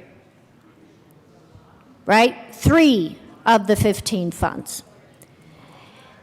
But to my amendment, the reason why I don't want to wipe this $10.4 million of all of the currently assessed fees that are owed off the books, I do not want to forego the possibility of being able to still collect those monies for those that have an ability to pay, especially where a good chunk of that money could end up going to victim compensation funds, which I strongly support.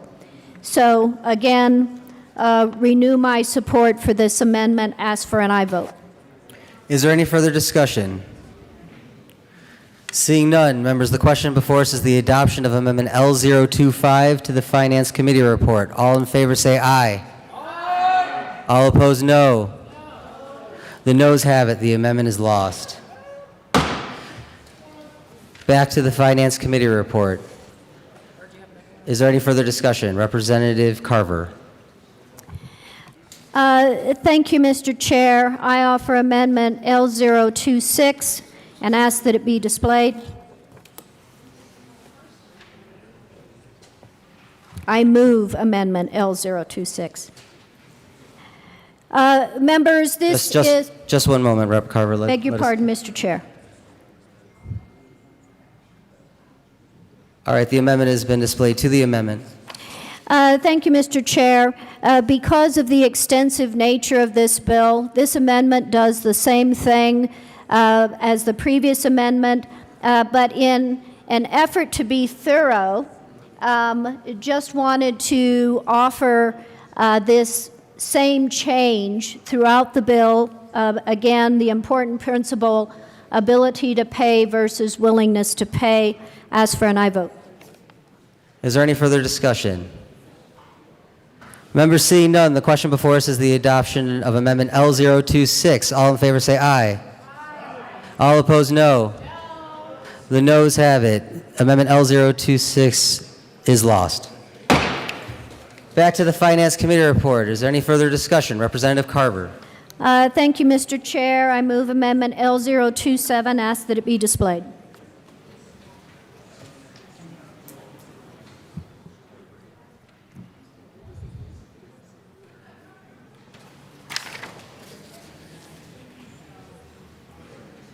Thank you, Representative Carver. To the amendment.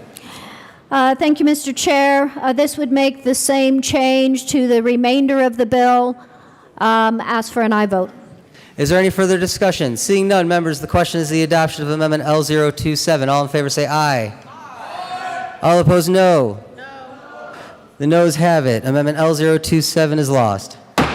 Back to the Finance Committee report. Is there any further discussion? Seeing none, Representative Harrod. The finance report? Keep going. The question before us is the adoption of the Finance Committee report as amended. All in favor say aye. Aye. All opposed, no. The ayes have it. The Finance Committee report as amended is passed. Representative Harrod to the Judiciary Committee report. Thank you, Mr. Chair. I do have one amendment to the Judiciary Committee report. This aligns with the change we made to the Finance Committee report to make sure that we are not touching any federal funding. I ask for an aye vote. And I ask that it be displayed. And I'm sorry, I move Amendment L029. The amendment has been moved and is properly displayed.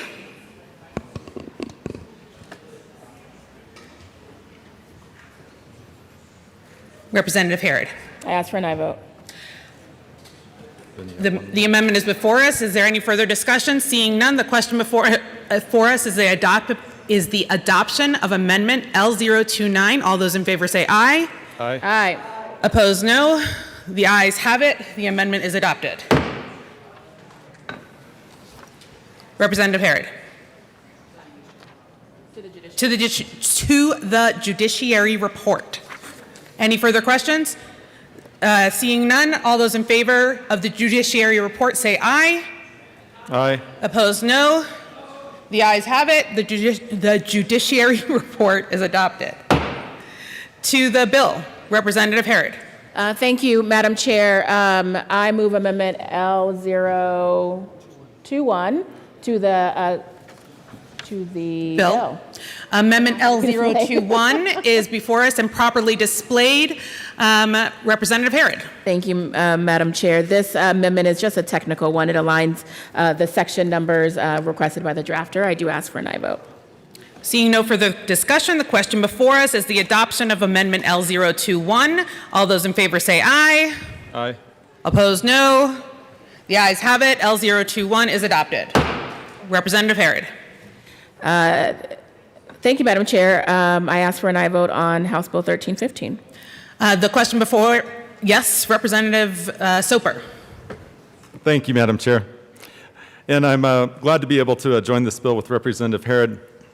Certainly when we look at the criminal justice system and what can be assessed, we have the punishment element tied to it, which could be things like incarceration, fines, and then we have this other beast that sits out there, which is fees.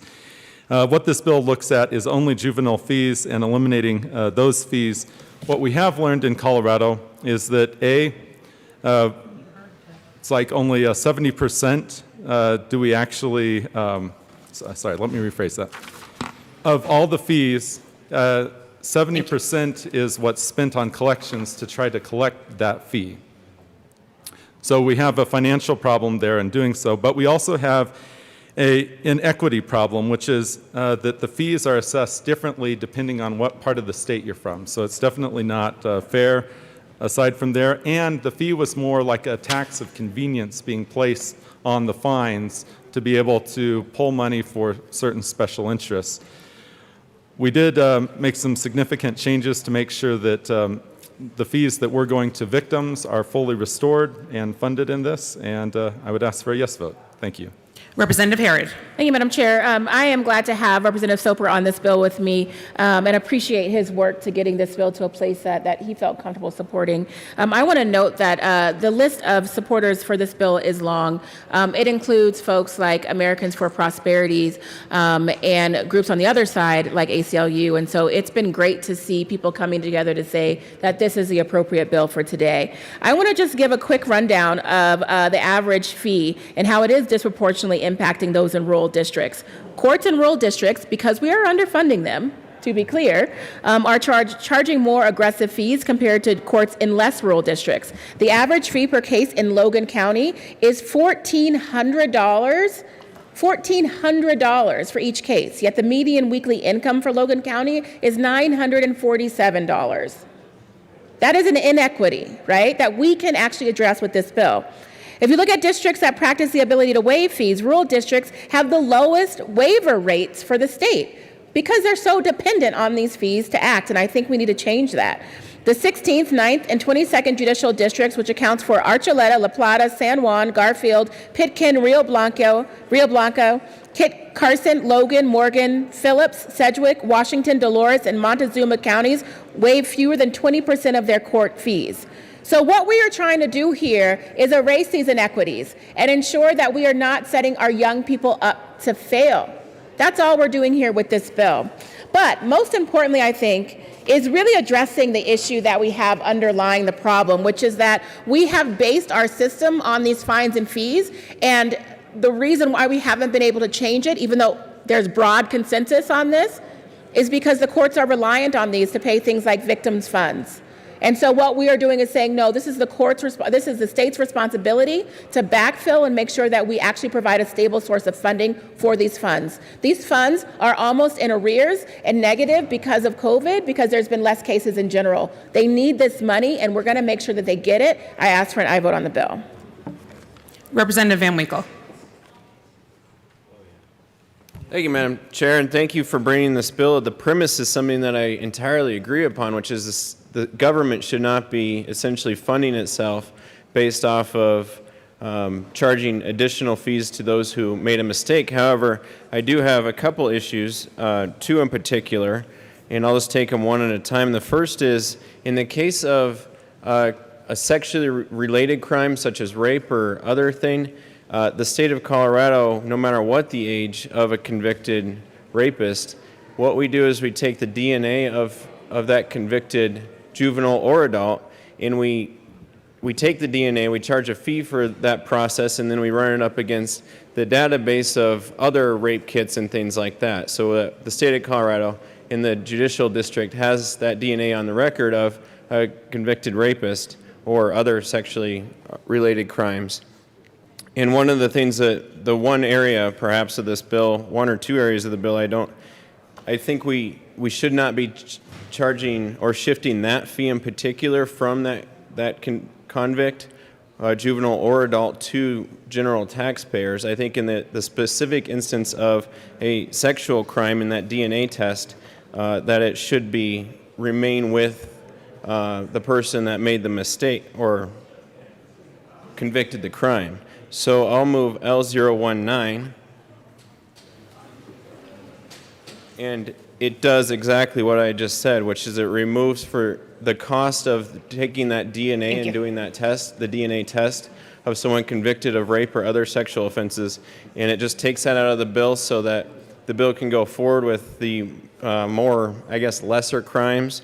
But when it comes to the topic of rape and getting that DNA, I think that criminal, juvenile or adult, should have to pay for their own DNA testing and running that against other rape kits. Amendment L01 has been properly moved and is displayed. Representative Herod. Thank you, Madam Chair. This is an issue that was just brought to me a few minutes ago, and we are tracking this down in judicial now. So until we can actually get confirmation that we are being told as at this point that is not included in the bill. And so until we can get some confirmation from judicial, we're going to ask for a no vote today, but I appreciate the work on this. The question before us is the adoption of L019. Seeing no further discussion, all those in favor say aye. Opposed, no. The noes have it. L019 is lost. Representative Van Winkle. Thank you, Madam Chair, and I hope we continue discussions on that because I think it is an important topic. To my second issue, I only have two issues with the bill. Otherwise, like I said, I think it's a great bill. I will move L018. L018 has been moved. And this goes. Wait. Let's wait till it's displayed. And is properly displayed. Representative Van Winkle. Thank you, Madam Chair. And the first amendment went to the genetic testing, the DNA portions, and sexually related crimes. What this does is this focuses on drunk driving, driving while impaired, driving while high. In those cases, right now, the person who is caught, whether youth or adult, if they're caught driving drunk, caught driving high, they have to pay for their own testing of their blood alcohol limit or what have you. What this bill does on page 16 and 19, or page 16, I believe, is it shifts the cost of those the DUI test or driving while impaired or driving while high testing from the offender who is caught driving while drunk or high to the general taxpayers. And I think that the person caught driving while high or driving while drunk should have to pay for their own testing. So I want to remove that piece of the bill and make the bill a better bill that, again, goes to the lesser offenses and the lesser fees that shouldn't necessarily be used to grow government or to fund government. So I ask for a yes vote. Representative Herod. Thank you, Madam Chair. So I want to be clear that we're actually not backfilling those dollars because they are so rarely assessed. According to Judicial, over the past 3 years, those fines fall into the bucket of other fines and surcharges that equal $4,000 per year that go across every single one of our counties. So it's so rarely assessed in these cases, and I want to be clear on that. But again, we will take this amendment to Judicial and get a confirmation on that. We just saw this amendment just now. Representative Van Winkle. Thank you, Madam Chair. I suppose that is very good news for the people of Colorado that at least under the age of 21, or that people that shouldn't be driving drunk in larger cases are not driving drunk. So I'm glad that or driving drunk or driving high or driving while impaired. I'm very glad to hear that doesn't happen very often in the state of Colorado, but in the cases that it does, I think we should, again, not shift the cost of those DUI tests to the general taxpayers. So I ask for a yes vote again. Representative Herod. Thank you. And I want to add that we have worked extensively with Mothers Against Drunk Driving, MAD, on this bill. We actually made some amendments for them to align with their current practices and what they feel like will keep young people off of our roads if they're drinking or intoxicated. And so they are in a support position on the bill now. And so I resist this amendment, but I do ask for an aye vote on the entire bill. Any further discussion? Seeing none, the question before us is the Representative Luck to the amendment. So the question before us is the adoption of Amendment L018. All those in favor say aye. Aye. All those opposed, no. The noes have it. L018 is lost. Representative Carver. Thank you, Madam Chair. I rise in opposition to the bill. I want to read the list of funds that receive these various assessed costs within the bill that are now going to be impacted and eliminated. And again, it is a long list. Only 3 of the funds will be funded with marijuana tax money. 3 of a long list.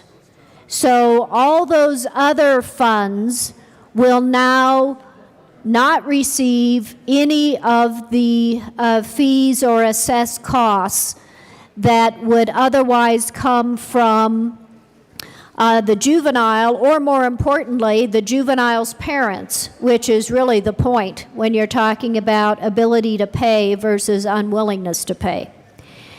So here are the funds. Victim Compensation Fund, Victim Assistance Fund, Restoration, Restorative Justice Surcharge. Those first three funds are going to be backfilled from the Marijuana Tax Fund, but here's the ones that won't.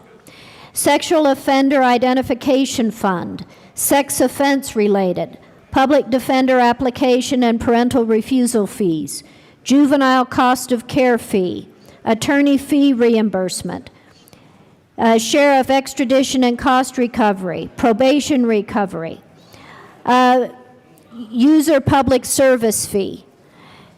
Members, these assessed costs and fees sometimes occur in local jurisdictions. They are assessed across many different statutory provisions and differing jurisdictions. It is right and just that we have, in a systemic way, determine whether there is an ability to pay, whether it is the juvenile or the juvenile's parents. Those fees and costs should be waived if there is an ability to pay issue. And quite frankly, those shouldn't be assessed at all. They should be waived.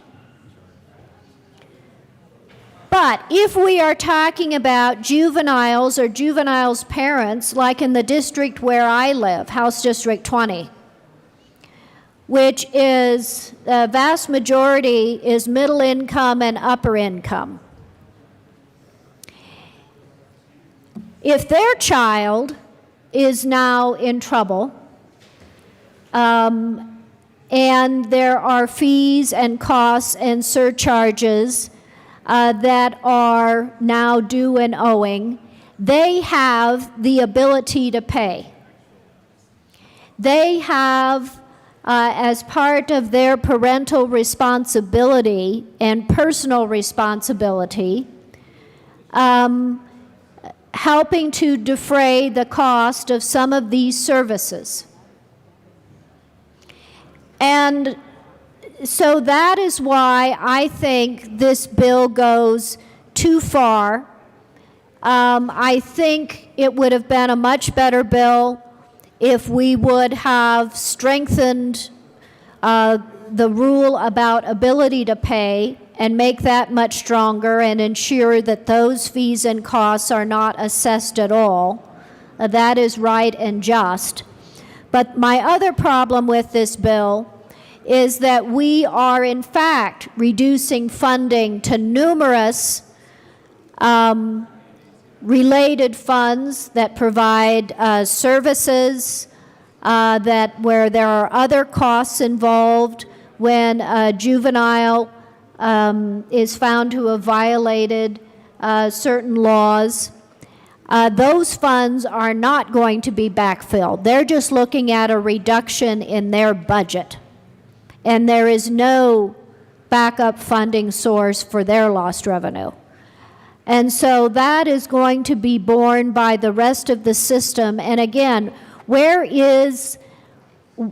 would we tell the parents that are well-to-do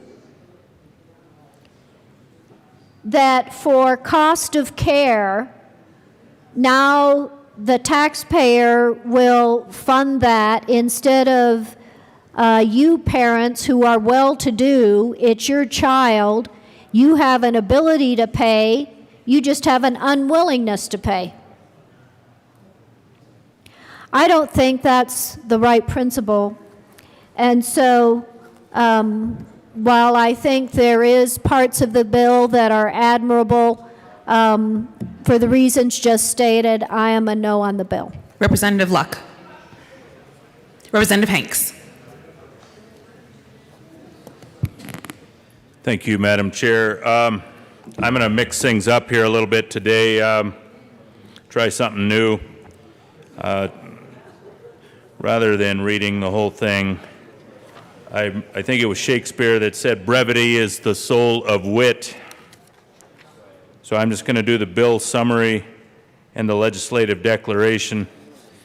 I think my brevity is the soul of wit actually came from the Phantom Toll Booth before Shakespeare.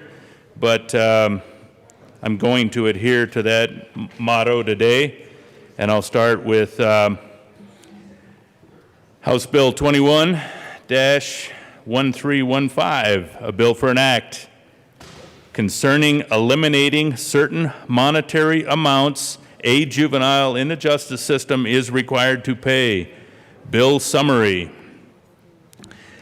Note, this summary applies to this bill as introduced and does not reflect any amendments, and there have been some, that may be subsequently adopted. If this bill passes third reading in the House of Introduction, a bill summary that applies to the re-engrossed version of this bill will be available at http://leg.colorado.gov. Under current law, courts may assess administrative fees, costs, and surcharges in juvenile delinquency cases when juveniles have been charged with or adjudicated of certain crimes. The bill removes the following costs and fees that a juvenile or juvenile's parent or legal guardians must pay. Bullet 1, cost of care for a juvenile sentenced to a placement out of the home or granted probation as a result of an adjudication, deferral of adjudication, or direct filing in or transfer to district court. Bullet 2, costs of prosecution, the amount of the cost of care, and any fine imposed upon a juvenile who is adjudicated a juvenile delinquent. Bullet 3, fees for applying for court-appointed counsel and costs of the representation when a juvenile's parent, guardian, or legal custodian is determined not to be indigent. Bullet 4, costs and surcharges levied on criminal actions and traffic offenses paid into the court district's crime victim compensation fund and the Victims and Witnesses Assistance and Law Enforcement Fund. Bullet 5, surcharges paid into the sex offender surcharge fund by juveniles adjudicated or who receive a deferred adjudication for commission of a sex offense. Bullet 6, cost of a juvenile's medical care in the youthful offender system. Bullet 7, cost of collecting and testing biological samples from juveniles sentenced to the youthful offender system. Bullet 8, time payment and late penalty fees assessed when a juvenile does not pay fines, fees, costs, surcharges, or other monetary assessments in criminal cases. Bullet 9, fees related to participating in restorative justice practices. Bullet 10, costs and surcharges related to impaired driving. And Bullet 11, the fee assessed on persons required to perform community or useful public service. Any outstanding balances of the fees, costs, and surcharges repealed in the bill are unenforceable and not collectible. Within 6 months after the bill goes into effect, the court is required to vacate the portion of a court order that imposes the cost. We'll go only into section 1 here. That'll be about 30 lines of text. And that is simply, be it enacted by the General Assembly of the State of Colorado, Section 1, Legislative Declaration. The General Assembly finds and declares that A, Colorado law authorizes courts to charge youth and their families a range of administrative fees in the juvenile system. B, juvenile system fees disproportionately harm youth of color and their families. In Colorado, youth of color are arrested more often than, page 3, than white youth, detained at more than twice the rate of white youth, and incarcerated at more than 4 times the rate of white youth. C, fees and costs disproportionately harm rural youth and their families. Colorado judicial branch data shows that courts in rural counties assess higher amounts of fees per case than the statewide average. D, fees serve no public safety function. They are intended only to generate revenue for government. Research shows that fees may instead undermine public safety by increasing the likelihood of recidivism among youth. E, youth and their families face harsh consequences for unpaid fees, undermining rehabilitation and following youth well into adulthood. F, Colorado's judicial branch serves all Coloradans, and the administrative costs should not be borne by indigent youth of color and their families. G, fees should not follow a person who was a child at the time of an alleged offense. even if the person is over the age of 18 at the time of adjudication, or if the case of the person is directly filed in district court or transferred from the juvenile court to the district court, and H, to serve Colorado's juvenile system goals of community safety, rehabilitation, and restorative justice, juvenile fees must be repealed. I'll stop it there. The bill is in its totality as built on the, this is the introduced, I'm not seeing any more than that. It's 28 pages. There are some costs and fees and that are removed that I find a little bit troubling. Some of them perhaps are not. But as it stands, I'm a no on this, and I thank you for your indulgence. Representative Harrod. Thank you, Madam Chair. And I just wanted to bring back to the body that this is a bipartisan bill. I want to just quickly read the list of folks who are supporting the Due Process Institute, the Institute for Justice, the Justice Action Network, the Juvenile Law Center, Law Enforcement Action Partnership, Law Enforcement Leaders, National Juvenile Defender Center, R Street, Right on Crime, Safe Streets and Second Chances, and again, Americans for Prosperity. I ask for an aye vote. Representative Luck. Thank you, Madam Chair. So the role of government, in my view, is twofold. The first is to secure liberty, and the second is to administer justice. And so, of course, the judiciary falls under both of those categories.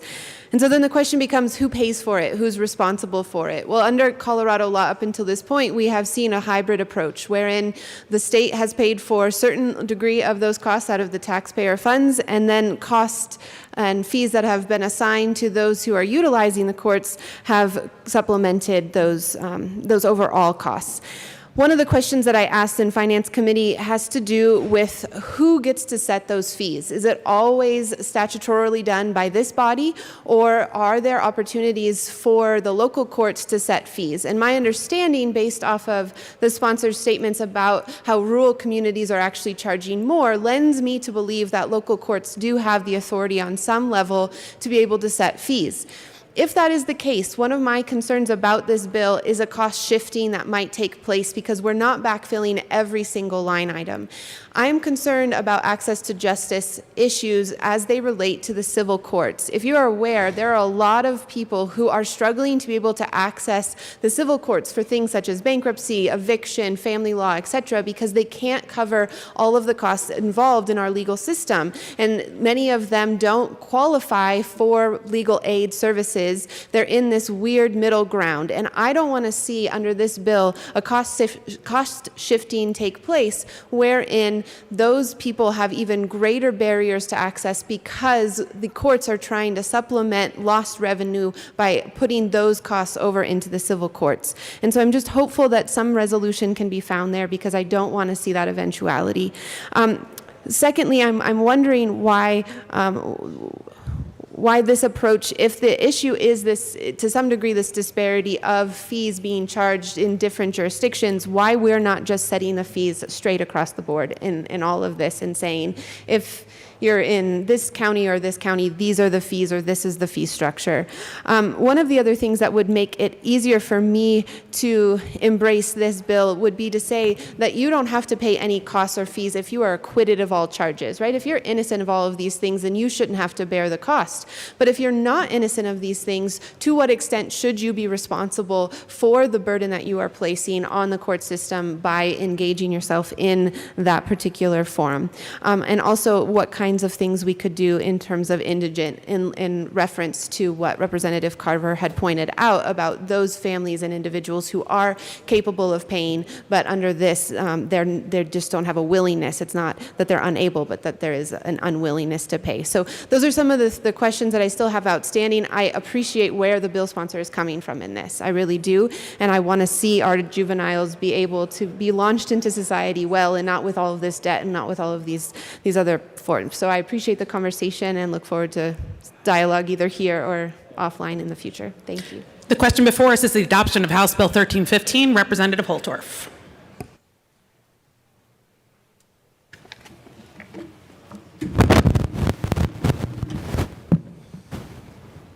Thank you, Madam Chair, esteemed colleagues. I'm very concerned with this bill and its intent, eliminating certain monetary amounts a juvenile in the justice system is required to pay. And of course, it directly removes fees. We know the parents have to pay these fees, not the juveniles. They don't have any money, typically. And if they do, it's not much. But my concern is it seems like we are defunding the judicial costs. We're taking money away from the judicial system because those fees actually are used, I believe, to support those judicial activities in those departments that promulgate and actually handle the cases. So I don't want this to be a defund the judiciary effort.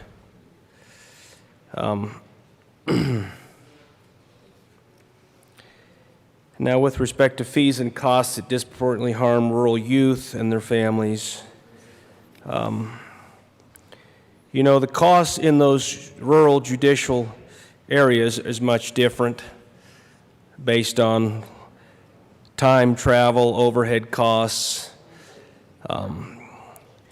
just the amount of cases.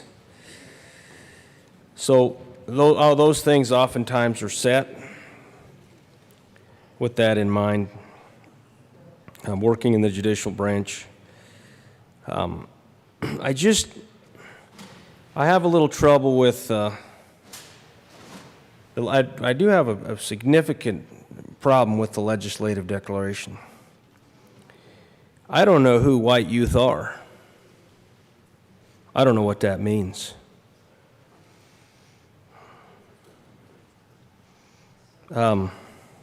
I don't like that language. I don't think it properly describes the statistic that may be measured here. And I really have a strong distaste, as people in this body know, for continuing to divide people by color and putting us in buckets. If I was in the hardware store, there'd be a bunch of buckets there, and they all got a different color, and you get to jump in that bucket. I'm not sure buckets have anything to do with this bill, sir. Well, Madam Chair, I'll tell you, I'm looking at the legislative declaration, and it's talking about color. And I think white is a color. I don't know. We talked about that earlier. What is white? Absence of color? Color? I don't know. So I take offense to that. Even as a Hispanic man, I take offense to it in the legislative declaration. Now, I'm going to move a little farther here. I'll get off of that. I'm going to move a little farther here. As one of the bill sponsors told me, that fines are still imposed. Those punishments, restitution, I believe, is still imposed. But the fees are taken away. So I really have a concern with respect to the funding for these judicial districts, these departments, these courts.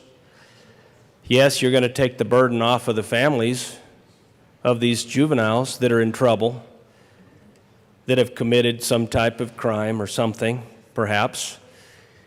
At least they're facing those charges, which they may or may not be found guilty of. But it also takes some responsibility away from the parents, because we know as parents, if we've raised children, there's a huge level of responsibility in raising your child, trying to raise them right, keep them out of trouble, make sure that they surround themselves with the right people or in the right activities so they don't find themselves in the juvenile justice system. So as I read this bill, I've aired some of my concerns. I don't want to hinder or harm the judicial system in any way. I want to make sure that they're fully funded. And I want for us to come to a place where we quit talking about the color of that bucket of paint. Representative Herod, nope. The question before us is the adoption of House Bill 1315. Seeing no more discussion, all those in favor say aye. All those opposed, no. The ayes have it. 1315 is adopted. Mr. Gregorio, please read the title of House Bill 1317. House Bill 1317 by Representatives Garnett and Caraveo, also Senators Hansen and Lundin, concerning the regulation of marijuana for safe consumption. Representative Caraveo. Thank you, Madam Chair. I move House Bill 1317 and the Appropriations and Public Health Committee reports. That has been properly moved to the Appropriations report. Mr. Speaker. Thank you, Madam Chair, and thank you, members. I just want to, I have a few amendments to the Appropriations Committee report, and let me just explain why. As all of you may know, the sponsors and the co-sponsor and I have been having lots of conversations about 1317. We made a few substantive amendments in appropriations to show good faith in all of the work that we have done. So with that, I move Amendment L023 to the Appropriations Committee report. That is properly moved. Please wait till it's displayed and displayed. Please continue, Mr. Speaker. Thank you. Thank you, Madam Chair. Members, it depends on how much you've been following this closely.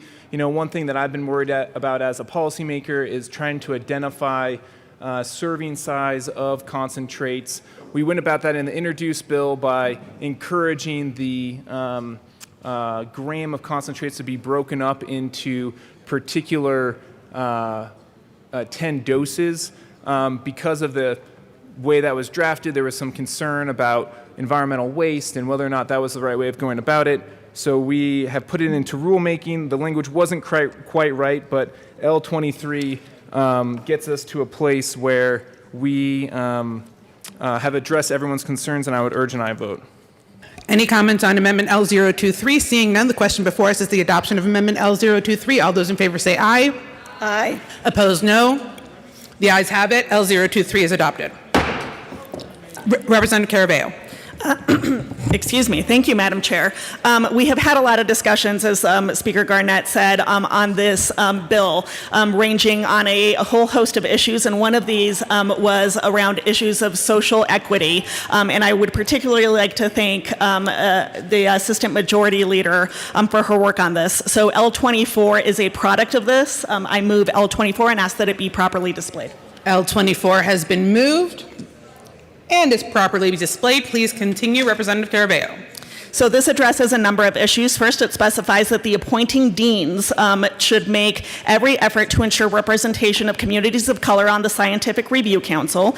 It also changes conflict of interest to pecuniary interest to ensure that no one benefits financially from being appointed to the Review Council. And it adds that this will be an unbiased group of professionals to hammer home our intent that this body is outside of politics, not beholden to any special interests. Finally, it adds 3 new members to the Scientific Review Council after a number of conversations. So we will be adding a physician with experience recommending medical marijuana to kids in order to ensure that that voice is part of the council, a neuropsychopharmacologist, which is a doctor who specializes in how drugs affect the brain, and a medical or public health expert who specializes in racial and health disparities. I ask for an aye vote.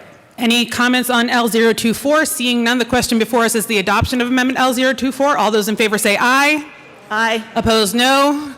The ayes have it. L024 is adopted. Mr. Speaker. Thank you, Madam Chair. I move L027.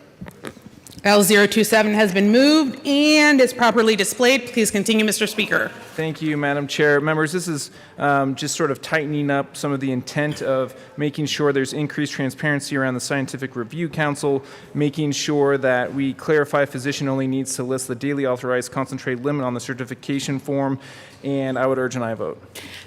Is there any discussion on Amendment L027? Seeing none, the question before us is the adoption of Amendment L027. All those in favor say aye. Opposed, no. The ayes have it. L027 is adopted. Mr. Speaker. I would urge an aye vote on the Appropriations Committee report. Is there any further discussion? Seeing none, the question before us is the adoption of the Appropriations Committee report. All those in favor say aye. Aye. Opposed, no. The ayes have it. The appropriations report is adopted. To the Public and Behavioral Health and Human Services report. Representative Caraveo. Thank you, Madam Chair. In public health, we made an amendment with the help of Representative Geithner to ensure that those children who are 0 to 17 when they have their medical marijuana card will not have to go through a renewed process when they turn 18. We ask for an aye vote. Representative Van Winkle.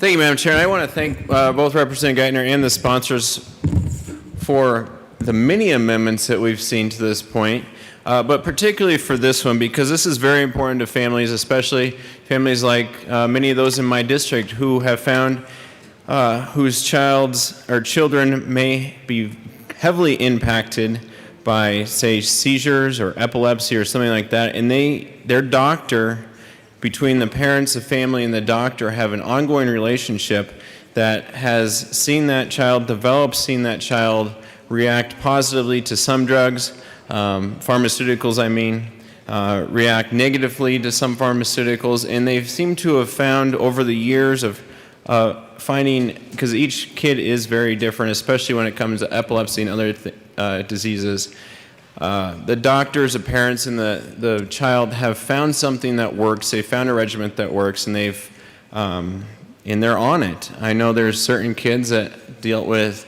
seizures for years after years on a daily, if not multiple times a day basis, and those kids have seen their lives changed dramatically by some of the drugs that have come from cannabis-based medicine. And if that family and that student, or that family and that child and the doctor have an ongoing relationship, I very much appreciate this amendment, because it seems as drafted to protect that relationship between the parent, doctor, and family, and allow them to continue on with what is working for them, as opposed to kind of keeping them from age 12 to 17 with their doctor in their essential prescription, because it has everything that a prescription has, and then when they turn 18, making them jump through more and more hoops. So I appreciate this, and on a greater note, thank the Speaker, thank Representative Geithner and Representative Caraveo for their willingness to have the conversation, have the difficult conversations, because in large part, most of the families who require medical marijuana for their youth would rather not have to do that. They'd rather just have a perfectly healthy, normal child, and they unfortunately react poorly to pharmaceuticals or whatever. So as we as a body try to move forward with this bill, I very much appreciate the willingness of the sponsors of the legislation to take that into account, that we need to somehow keep the bad actors contained and try to keep the medicine in the right hands and out of the wrong hands of those who shouldn't have it. So thank you. Representative Geithner. And we're to the committee report, just a reminder. Yes, thank you, Madam Chair. And so I appreciate the comments offered by Representative Van Winkle. You know, we did work incredibly hard to make sure that that 0 to 17-year-old group, and I think that there's roughly about 270 of those medical marijuana cards across the state of Colorado, to ensure that that continuity of care wasn't disrupted, so that the process that they were going through continues to be the process they're going through.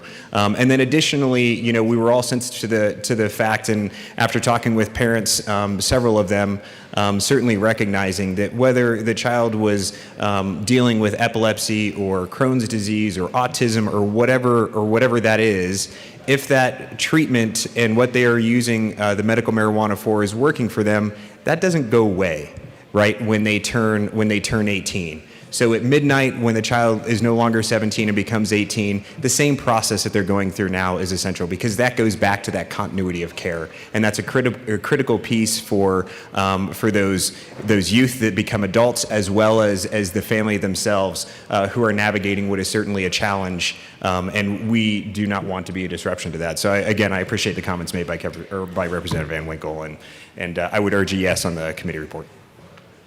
Representative Ransom. Thank you, Madam Chair.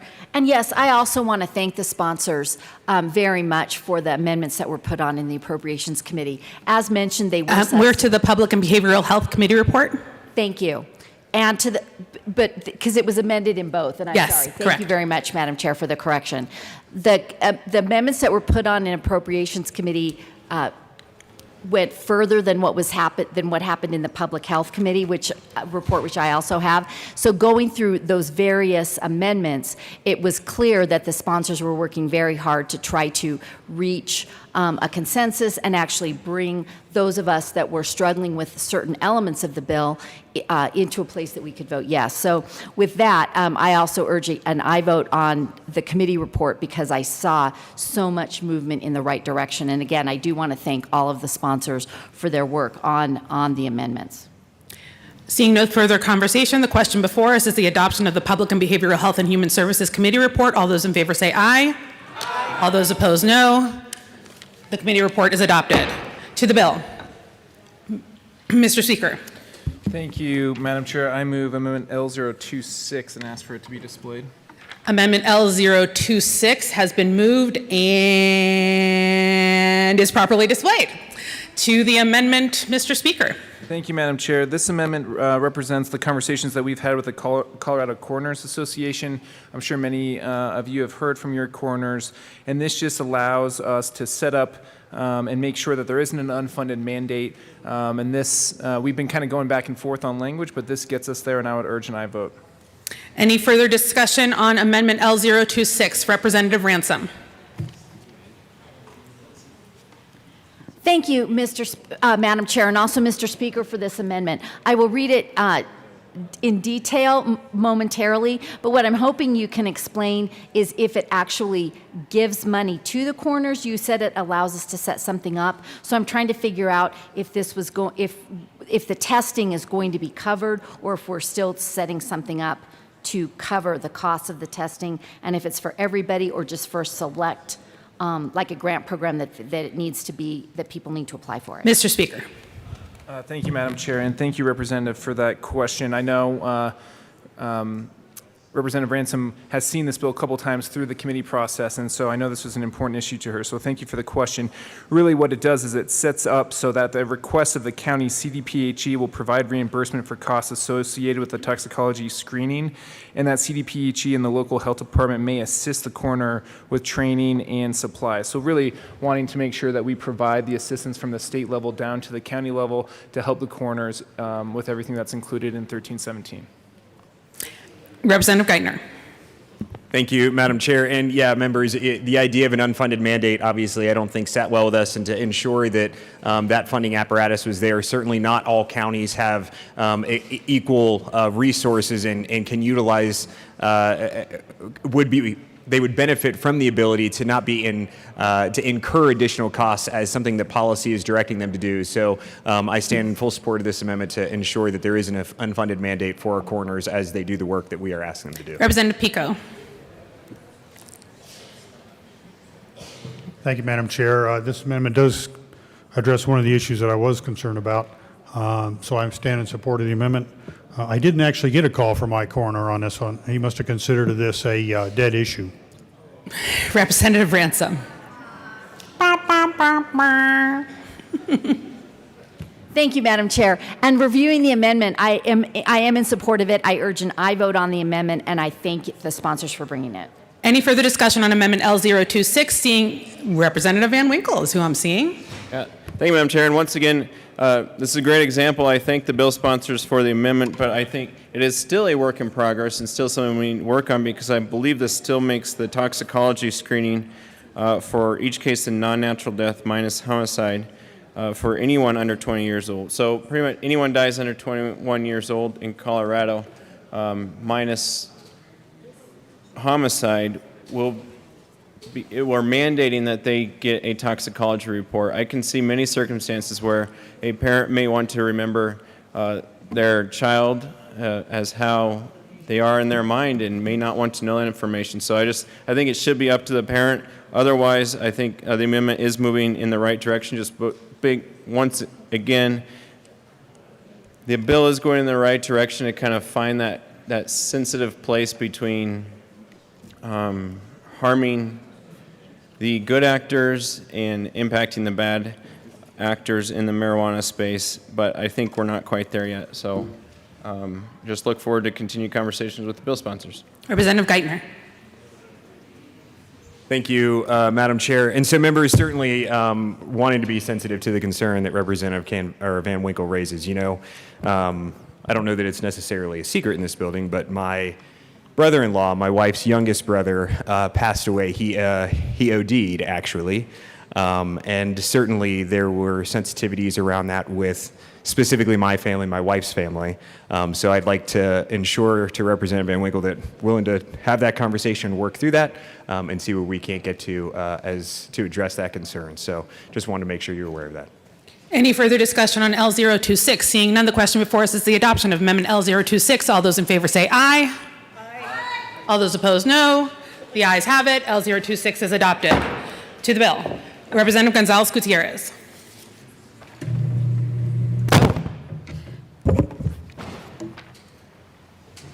Thank you, Madam Chair.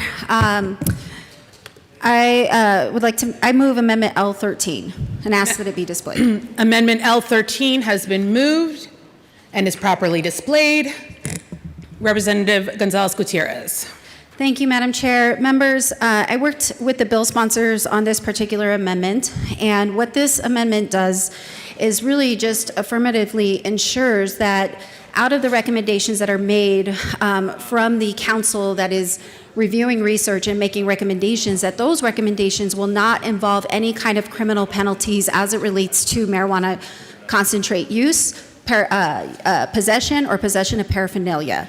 This was really important to some of our members, really because of what we have seen in the past and how this really can have end up having a disproportionate impact on some of our communities. Secondly, what this amendment does is it asks that at the time of the emergency room intake, where there's information being collected, data, and this is all aggregate data again, members, that we are asking that demographic information also be collected. And again, this is because of just wanting to make sure that we're having full body of research and information. I ask for an aye vote on this amendment. Is there any further discussion? Representative Caraveo. Thank you, Madam Chair, and I would once again like to thank the Assistant Majority Leader for all her work on this. We know that issues around the substance affect different individuals in society differently, and I really thank you for your focus on this, as well as the other representatives that worked on this. We ask for an aye vote. Is there any further discussion on Amendment L013? Seeing none, the question is the adoption of Amendment L013. All those in favor say aye. Aye. Opposed, no. Amendment L013 is adopted. To the bill. Mr. Speaker. Thank you, Madam Chair, and thank you, members, for that. What you have before you in House Bill 1317 is a bill that is well-crafted, a bill that has it's really actually long overdue. And for those of you, and there's only a few left, but in 2015 I stood in this well, Representative Montine remembers, and I talked about, through the Marijuana Sunset Bill, my concern with what I started to hear anecdotally from my community, which House District 2 is the youngest House district based on average age of voter in the state, about the type of use around marijuana concentrates. For those of you who may not go into a dispensary very often, there are sort of three sectors of the industry. You have the flower, right? That's the traditional marijuana product that you remember from your time in whenever you saw marijuana. Two is no impugning motives, sir. Is edibles, and edibles are sort of a creation over the last decade that are infused that people can consume. This body and this General Assembly went through 2 years of regulation to tighten up the edible marketplace.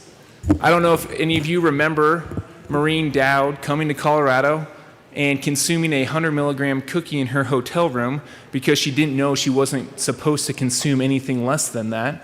And she had a very bad experience, and she wrote about it in the New York Times. There were a lot of other experiences. One in my district, a tragic incident where a father overconsumed marijuana edibles, and there was a tragic incident with his wife. This General Assembly then went through this long process of making sure that we did a better job of educating and working with the marijuana industry to help consumers not have those types of experiences. We dosed out edibles. So we created an education campaign. We helped educate folks so that they didn't have those experiences. In 2015, you started to see the concentrate market expand within the industry. We fast forward to 2021, and there is no faster growing part of the industry than the concentrate marketplace. That's not necessarily, that's neither here nor there. That's just a fact. What we're doing in 1317 is clear. We need to cut down on diversion of high potency concentrate products into and onto our high school campuses. Teen use has gone up 4 times when it comes to these types of products. And these products range in THC potency from 50% up to 99%. There are many who use these products for their medicine. 1317 has gone a long way working with the patient community to get it in a very good place where if you use this for medicine, we don't want to take that away from you. However, there are loopholes on the medicinal side that are creating big problems across the state of Colorado. On the recreational side, you have to be 21, right? You have to be 21 to show up in a dispensary. On the medicinal side, all you need to do is get a red card from a doctor and you can be 18 years old. On the recreational side, you can buy 8 grams of concentrate a day. In the introduced bill, we had that gram broken into 10 doses. And what you have in the bill today is rulemaking authority from the Department of Revenue and the Marijuana Enforcement Division to make sure that they take the time to determine what a serving size should be. Because if Representative Catlin, and if you don't mind going on this journey with me, if you're loading up my dab rig, okay, and a dab rig for everyone is a bong that has a titanium nail that you put marijuana concentrate on, and you have to get hot enough to melt the concentrate and to consume it like you would flour, but it's different because it's concentrate and it's not a bowl that you fill, it's a titanium nail. What no one knows, because we haven't regulated it, is what the serving size is. So if the consumer, me, is looking down at this dab rig for the first time and I'm an 18-year-old, I don't know what is too much or too little. So if the person putting it on the rig puts the whole gram on there and I consume it, I'm going to have a very terrible experience. And in the witness testimony that we heard, both in public health, that I've heard anecdotally, and that I heard in finance, is heartbreaking. It is mental, it's mental breaks. It's kids being put in mental health institutions. There's concerns of suicide. No one understands how to consume concentrates. But keep going with me on this journey, okay? On the medicinal side, you're 18 years old. You can go into any dispensary in the state and you can buy, your daily limit is 40 grams of high potency concentrate. In the introduced bill, I said that there should be 10 doses in each gram. That's 400 doses. 400 doses. An 18-year-old can go into a medicinal marijuana dispensary today and buy 400 doses of high potency concentrate. You're going to hear about Metric today, okay? Metric is the database that has been in existence for 20 years, constitutionally required to track seed to sale. It is what dispensaries use to work with MED, the Marijuana Enforcement Division. Right now, there is no requirement, and the platform is not updated to track per transaction. So the term looping is created because at the end of the day, the dispensary updates who came in and what they purchased. At the end of the day. Well, it's hard to have a daily limit if no one's tracking how much you're buying per transaction, and if everyone's opening up or everyone's updating at the end of the day, then there's essentially no limit. So people are going from dispensary to dispensary buying 400 doses in each dispensary and nothing's stopping them. And if you talk to a high schooler today, there is no flower on the high school campus. You do not find flower anymore. It is only high potency concentrate. And that is because an 18-year-old legally can go buy 400 doses from every dispensary in the state of Colorado if their car drives fast enough to get there before they close for business. We have to, as the General Assembly, do a better job. It is our duty to do a better job. And that is what is in 1317. Now, the federal government doesn't recognize marijuana. So therefore, the FDA, the NIH, our big research institutions haven't done any research into the public health impacts on the developing brain and on mental health on high potency concentrates. No one knows. We don't know. There is research that has been done in other places around the world. What you have in here is another part of the bill, which is very important, which is public health research. We go through the School of Public Health. We ask them to do a meta-analysis of all of the research that has been done to identify the gaps, to report back to the legislature, and at some point next year to issue a report to go to the Scientific Review Council, who takes that report, and then issues recommendations to the General Assembly. It is a pretty elegant way of Colorado taking the lead once again when it comes to marijuana and making sure that we're not just looking into the benefits of the cannabinoid. We are researching, does it help with epilepsy? Does it help with cancer? Those are very worthy things to do. But no one is looking into what it does to the developing brain. It is contained in 1317. Now, is everyone happy with 1317? No. But have you been lobbied all day long on this bill? No, because Representative Caraveo, Representative Geithner, and I spent 300 hours sitting in my office trying to craft a balanced way to move forward, cut down these loopholes, create a public health arm to inform the legislature on important next steps when it comes to this stuff and put Colorado at the forefront of leading again. This is a responsible, well-crafted, well-thought-out piece of legislation, and I hope to earn your aye vote. Representative Caraveo. Thank you, Madam Chair. You know, the path of marijuana and marijuana use in Colorado has really been at the same time it reflects the time that I've taken a path as a pediatrician in Colorado. I finished residency in 2012, came back, marijuana was legalized, and we kind of sat back to see what the effects were going to be on children. Because I think that often that is the population that is not thought of when we make decisions for adults and what adults are going to do in this state. And over the last almost 10 years, I have seen a product go from one that was considered to be illicit to something that is normalized, and that the industry has changed incredibly so that now the health effects that we see in Colorado are not those that we saw when I started my career as a pediatrician. I have hospitalized children because of the effects of these substances, whether it's a mental health issue that is exacerbated by frequent use of THC products, or health effects from frequent vomiting and abdominal pain leading to genuine medical emergencies. We've also seen that this is something that mothers use now a lot during their pregnancy because it's considered to be natural and safe. And we have no idea what those effects are going to be on those children, those infants, in the long run. I have also seen the benefits of these products in my patients, in particular with one young man with very severe autism who went from being nonverbal with very difficult to control behaviors to somebody who can now speak and interact with his parents and be part of their family.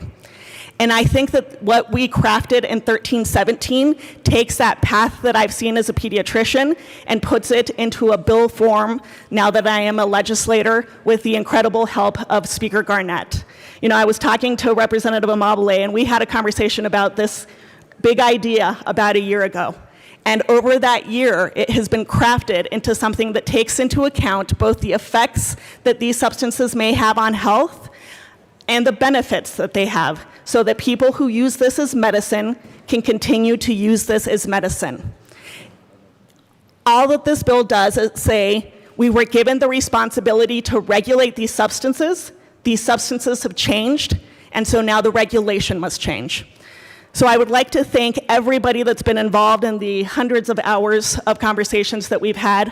whether it's parents who were affected, who have lost children because of the effects of these substances, or the parents that have gotten their children back because of the medicinal qualities of these substances. In particular, I would like to thank my colleagues across the aisle. I think we don't always agree on things in this chamber, but this is something where I think the effects and the benefits of these substances have been something that we've all seen and something that I think we all know that we need to continue to address in this building. So I know that we're going to continue to hear stories today about these substances and the controversy behind them, but I think that we have made incredible strides in how we are addressing this from a big idea a year ago to something that I think everybody can take pride in today. Thank you. Representative Baisley. Representative Geithner. Thank you, Madam Chair, and I appreciate the comments from my fellow sponsors. So I just, and the speaker kind of spoke to this a little bit about the registry, and I kind of wanted to put a little bit of a finer point on that. There has been some confusion about the medical marijuana card and the registry that's associated with it, and so I just thought that for the ease of those listening and for the ease of those in the chamber, I have two statute books up here, Constitution Titles 1 through 3, and this is last year, 2020. And then I also have Title 44. And so I just wanted to highlight something that's in 44 specifically. It's 4410-202. And it's the powers and duties of state licensing authority, rules, reports, legislative declaration, powers and duties. And simply what it says, I just want to read this just so that we're all working on the same page, because I have heard a time or two where perhaps 1317 creates a database, creates a registry. And I want to put all minds at ease that that's not what 1317 does. And so what it says in Title 44 is, shall develop and maintain a seed-to-sale tracking system that tracks regulated marijuana from either the seed or immature plant stage until the regulated marijuana or regulated marijuana product is sold to a patient at a medical marijuana store or to a customer at a retail marijuana store or a retail marijuana hospitality and sales business.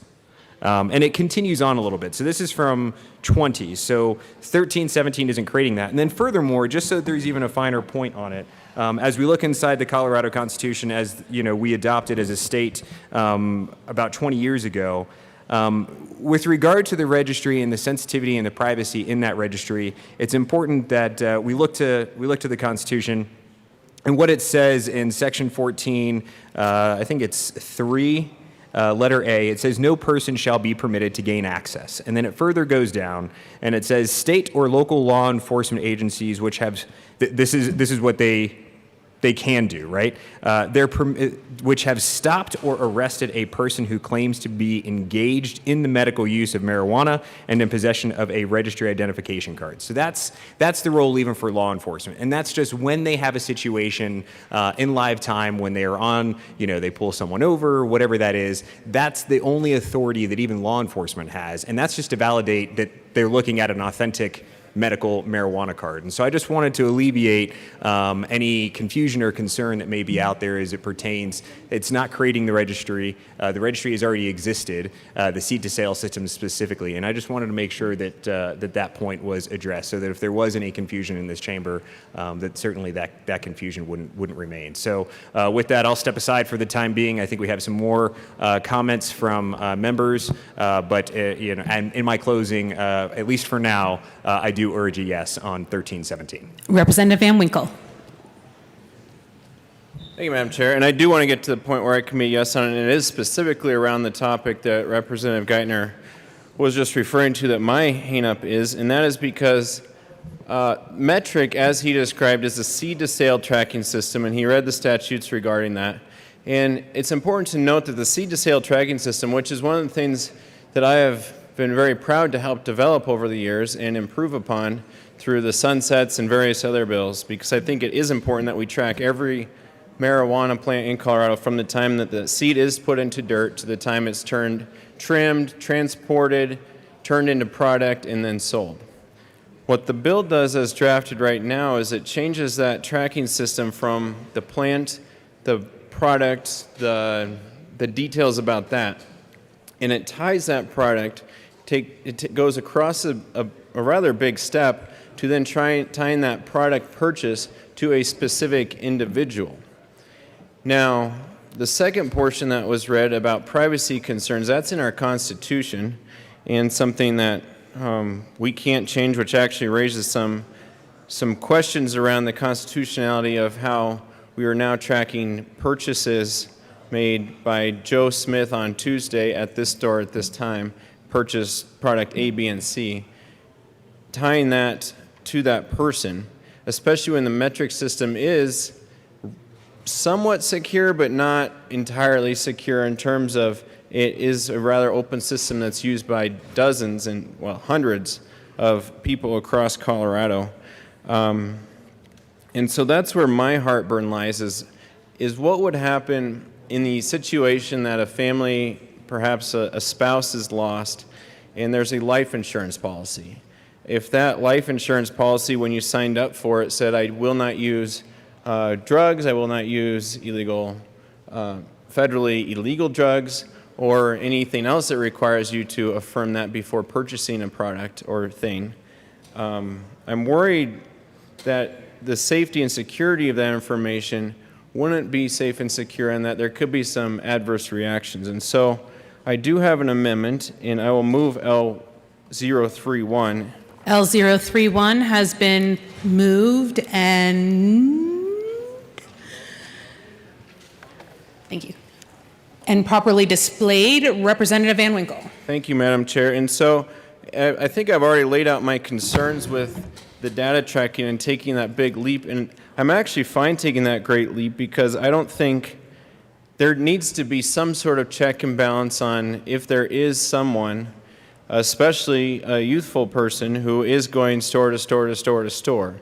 I think we can do that without compromising necessarily the privacy concerns long term with that. So what L31 does is it keeps everything in the bill, so it keeps and this is from the bill, not my amendment, when completing a patient sales transaction, the medical marijuana store shall immediately record each sales transaction in the seed-to-sale tracking system in order to allow the seed-to-sale inventory tracking system to A, continuously monitor entry of patient data to identify discrepancies with the daily authorized quantity limits and THC potency authorization. So again, what the bill does now is it takes the seed to sale where we're tracking the seed that goes in the ground, turns into a plant, gets trimmed on this day, transported on this day, turned into product on this day, and sold on this day.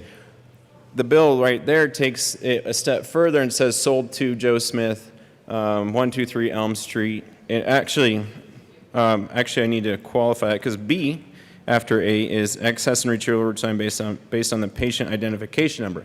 Patient identification number is a lot like your driver's license identification number. It starts out, I think for most people, it starts out like 99 and has a bunch of digits behind it.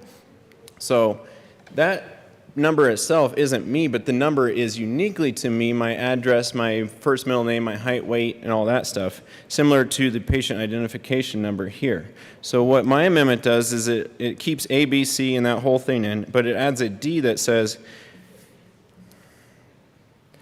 the information shall be kept confidential by the state licensing authority, as in the Marijuana Enforcement Division.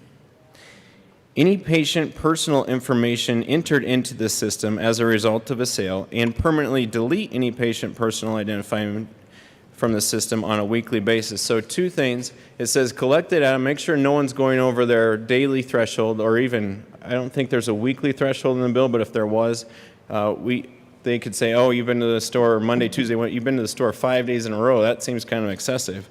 But my concern is that it could get out to life insurance companies, it could get out to perhaps other licensing authorities and in purchases in the state of Colorado where you might need to gain approval first before purchasing. So I ask for a yes vote on this, and thank the bill sponsors once again for their willingness to keep an open mind on future discussions. Representative Geithner. Thank you, Madam Chair, and certainly I want to recognize concerns, and if I had those concerns as well, I would certainly be working to address them. So just a little bit of clarification. So what we have is we have the metric system. The metric system actually uses a unique patient ID. That is the piece that is tracked. It's not their name, it's not their address, it's not their social security number, it's none of that. CDPHE, of course, when you get the card, they have that because that's how you are able to look at looping. You're able to look at some of those other aspects. So when the transaction actually takes place at the medical marijuana facility, the only identifying information is that unique patient ID number.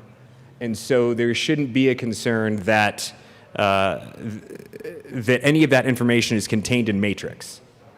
That's the idea there. So I'm not sure that I would agree with the amendment. I do appreciate the debate in the conversation in and around that. But the idea here is that we're relying on the unique, individually set patient ID number as that piece that goes into Matrix to identify, is there looping going on, is there not? That's the piece. So it's not associated with the name, the address, any of that personally identifiable information. Representative Van Winkle. Thank you, Madam Chair, and thank you for the discussion from the bill sponsors. I, again, appreciate it. But just like a driver's license number isn't directly associated to you, well, it is, but the patient identification, like a driver's license number, can then be tied to the individual's name, address, and other things. And so I think it also is important to note that the seed-to-sale tracking system is not a government-run system. It is a private company that assists our marijuana enforcement division and is contracted with our marijuana enforcement division to do their work. So this is a private company that is collecting this data, and I just want to make sure 100%, and I think this amendment does that this cannot be used against someone many years down the line. And so at some point I think that the system needs to either automatically delete, because it's not just saying who is a medical marijuana card holder, it's taking a big leap to saying Joe Smith bought on Tuesday, March 4th, on April 9th, bought this, this, and this, bought something, something on this day. And I think that could, especially as long as it's a federally illegal substance, could be used for, and unintentionally, entirely unintentionally, but unintentionally used to harm a person. And so I ask for your vote. Mr. Speaker. Thank you, Madam Chair. And, you know, I want to thank Representative Van Winkle, who's worked in this space for a very long time. I want to reiterate just a few points. I want to be quick, but Metric has been in place for 20 years. All we're asking is that we update the interface so that we prevent 18-year-olds or anybody from purchasing over their daily limit. There is a daily equivalency limit in law now.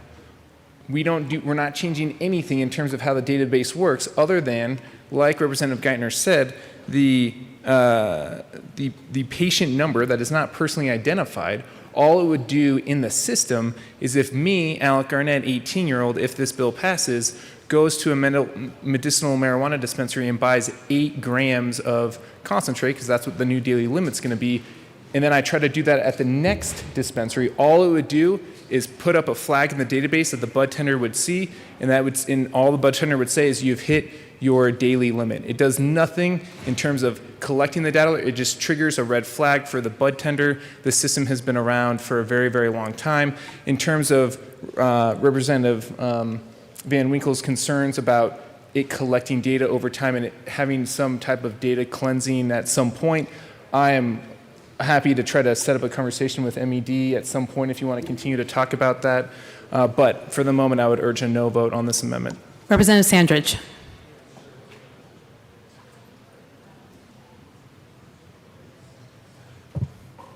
Thank you, Madam Chair. So when we're discussing this database, I know there's been some comments about it's been around for a long time. However, when you expand the database, that means it's not the same database. That means it's new. It's collecting additional information, and that's what concerns some people. Just like this bill, associated with a lot of other bills, we're concerned about the security of personal information and also information that's associated with people's medical needs. Obviously, this information can be tied together. So let's not act like it can't. It can. And I think that the best way to secure somebody's information, number one, is just to never collect it. But the second best is to delete it as soon as possible. And that's what this amendment does. We all know it doesn't matter what information is, the more you keep it around, the greater chance it will get out. So it'd be nice to have a means just to delete it quickly, secure some of this information, and I think it'd make this bill a stronger bill. I ask for an aye vote. Thank you. Representative Geithner. Thank you, Madam Chair. And I can appreciate some of the comments brought by my colleague, Representative Sandridge, but you used a key word there, and the key word that you used was expand. And I just want to make sure that we're all clear that 1317 does not expand any database. The database I read to you in statute, both in the Constitution and then also in Title 44, those pieces are solely there as before 1317. There is no expansion of the registry, and I just wanted to make sure that we were working off of the same page there. There is no expansion to the registry, and that we're all clear on that. Representative Ransom. Thank you, Madam Chair. And I want to thank the sponsor for bringing this amendment. I had some of the same ideas myself after receiving a lot of emails from people, from patients and patients' parents that were very concerned about the whole data piece of this bill. I've been listening carefully. I understand that this isn't really an expansion, but Metric will just be updating more often. I understand that piece, but I think it's still a thorn and very difficult for people to start thinking of the system collecting their information. And remember, back in Amendment 20, there was the registry piece that was included in Amendment 20. But beyond that, this amendment would just clarify and make sure that things are deleted on an ongoing basis, so they wouldn't be kept years and years later. If somebody was just using medical marijuana for a short period of time, then they wanted to move on, it's cleared out of their bloodstream, they're trying to get a test or whatever, but then if it's still in the database, I think it could come back to bite some people. And I guess that's the piece that I'm trying to encourage a yes vote for, is that this would then mean that the data would be purged every week, and then that way it would not keep piling up to where people could go back, years later. And one piece to add on to that is that Metric is a contractor for the state. It's not part of the state. I get it that there will be contract provisions in place that likely require privacy, but that still means that this whole other company that's our contractor still has access to people's private medical information. So once again, if we could purge it every week, as I keep saying, there are a couple pieces that were in a bill that has a lot of provisions that I like. There were a couple pieces that were just giving me hesitation. This is one of them. Again, I'm just hoping that we can rethink this and possibly purge the data on a weekly basis. So again, I want to thank the sponsor and urge an aye vote on the amendment. Representative Van Winkle. Thank you, Madam Chair. And perhaps I am a bit confused here, because in my reading of it, it does expand the database. In fact, I thought that was actually the point. And perhaps the database does need to be expanded, and I think it is worth expanding in the sense of making sure, like Sudafed, not the over-the-counter, but behind-the-counter Sudafed, just like we do with that, making sure that a person isn't purchasing so much every day that they can do something nefarious with that Sudafed product. I think it does need to be expanded, and the bill does expand it. I don't understand how one could say it doesn't expand the amount of data or the database itself. The database has been around for some time, and we've made several improvements throughout the years, but it does expand it dramatically. And like I said, there's a bridge there right now. It's the seed. The plant was grown on this day, it was trimmed on this day, it was transported, turned into product on this day, and we can track it so that anytime there's a marijuana plant in Colorado, a regulator should essentially have eyes on it through the seed-to-sale tracking system and actual cameras that we have mandated also over the years and other things. But I still think it is a clear expansion of the database from tracking the plant in the product to now tying that product to an individual Joe Smith, 1234 Elm Street, through that patient identification number, which is similar to the identification number of our driver's license, which is tied to a individual. So I just ask for a yes vote on this because, like I said, this is a bill I want to support, but this is a piece of it that greatly worries me that this information will build up for years and years and years. And then decades in the future, even on a life insurance policy or other related thing, that it could be used to potentially harm someone, and that's never been the intention of anyone, especially the bill sponsor. So I just ask for a yes vote on this, and if we need, we can hash out more details as the bill goes along. Representative Geithner. Thank you, Madam Chair, and I appreciate the conversation. So 2 things. So the patient identification number in the metric system has been around for quite a long time. So 1317 didn't create the patient identification number, and it didn't create metrics. The use of the patient identification number in metrics has also been the practice. So there is no expansion of the database. Certainly, I can appreciate concerns in and around a breach, but just so that we're all clear, the security protocols in and around the matrix system are continuously updated to prevent identity theft.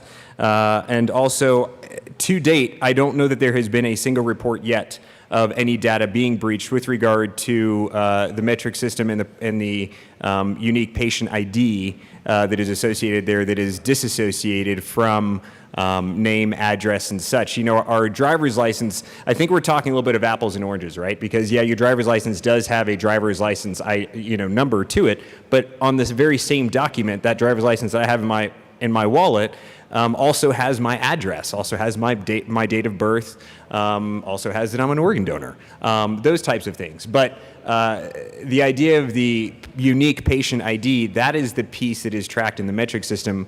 The other information associated with that medical marijuana card are housed with CDPHE, and that has been the practice since its inception and continues to be the practice. 1317 does not disrupt what is currently already happening. It does not expand what is currently already happening. It is just more of a continuation of the same. The reporting, though, the daily reporting of the metric system, there is an increase in that because there is more of an in real time as opposed to once a day, once a period, whatever that is, so that you can identify if looping is happening. So thus far, and unless someone can correct me, I believe I am right that there hasn't been a breach on that, and that system is continuously monitored to work towards making sure that it is secure. But even if it should be, that information only has that unique patient ID number. It does not have the name, the address, and some of that personal identifiable information in the matrix system. Representative Sandridge. Thank you, Madam Chair. Nobody's saying that the system hasn't been around. Nobody's saying that the ID is new. What we're saying is when you're asking additional questions, which is directly in the bill, associated with the person or the patient, that's expansion. When you're allowing more people, more greater access, that's expansion. I mean, that's the purpose of the bill, is to link these things together and know who's buying it. So let's make no mistake about it. There's more information being gathered. Only thing we want is, in this amendment, is for it to be deleted. Thank you. Mr. Speaker. Thank you, Madam Chair. We're not asking for more information to be collected. We're just changing the time that it's entered into metric. This data is already collected on a daily basis and already put into metric. Okay? They already collect all of the information that we're asking them to collect. They already do it. They just put it in at the end of the day, which doesn't prevent a 18-year-old from buying 40 grams at every dispensary in the state of Colorado that they can get to in a single day. All we're asking, and it's a $30,000 upgrade for the Department of Revenue, is now don't wait till the end of the day to do it. Just do it per transaction to prevent those kids from creating a gray market and diverting the product onto high school campuses. Representative Pico. Thank you, Madam Chair. I rise in support of the amendment. I think it's a pretty good safety thing. We have concerns on this. support the bill. I think it's a critically needed study. I think it's going to come up with stuff, but this is an issue that has a lot of concerns. I don't think that this amendment is going to detract from the bill. I do think that there are valid concerns about the security of any database. Many of us within the military with our really high-level security clearances had all of our data stolen. We've had CDOT has been hacked. I mean, these things do happen. And so it's an extra level of security it's maybe not an expansion of the database itself, but as an expansion of access and real-time reporting. And I think this is a reasonable thing. It will not detract from the bill. And so I ask for an aye vote. Representative Van Winkle.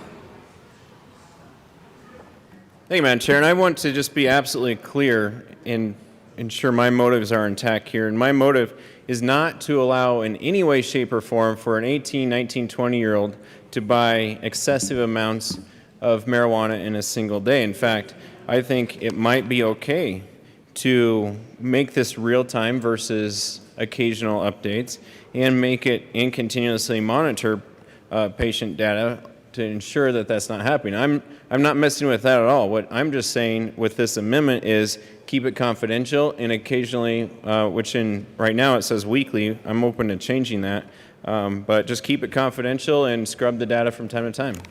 Is there any further discussion on Amendment L031? Representative Caraballo. Thank you, Madam Chair. In terms of the expansion, I just want to remind everybody that bud tenders already have access to this information, and so it's not being expanded in that way either. We're happy to continue this conversation with Representative Van Winkle in particular, but for now we ask for a no vote. Is there any further discussion on L031? Representative Ransom. Seeing none, the question before us is the adoption of Amendment L031. All those in favor say aye. All those opposed, no. The noes have it. L031 is lost. To the bill, Representative Baisley. Thank you, Madam Chair. I want to respond quickly and with levity to a comment made by my colleague from Adams County who said, point out sometimes we're in disagreement across the aisle and sometimes you guys are right. That was a joke. If that part, but here's a case where I think they're going to find a whole lot of agreement across the aisle on an issue. I really appreciate the sponsors bringing this forward. I was really loath to even dig into this because it's just not a pleasant topic for me, generally speaking. But we need to make wise choices on this. But I thought I might share where I came through to arrive at where I'm at right now. This really started the situation that we find ourselves in that is being addressed by House Bill 1317, started some 20 years ago when the voters of Colorado voted to allow for medicinal marijuana to be used for patients. I've got, not only do I have no argument with that, but I scratched my head on why did we wait so long to leverage advantages of CBD for treating a lot of maladies.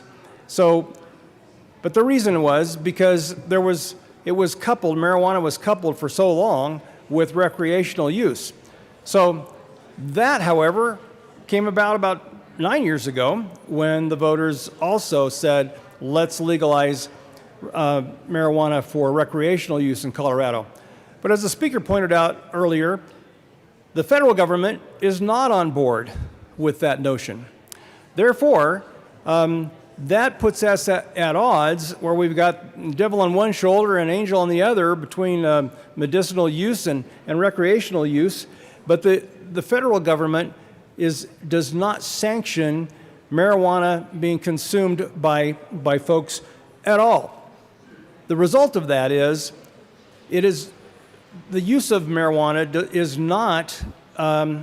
is not kept within the established channels of our relationship with our doctors and with our pharmacists.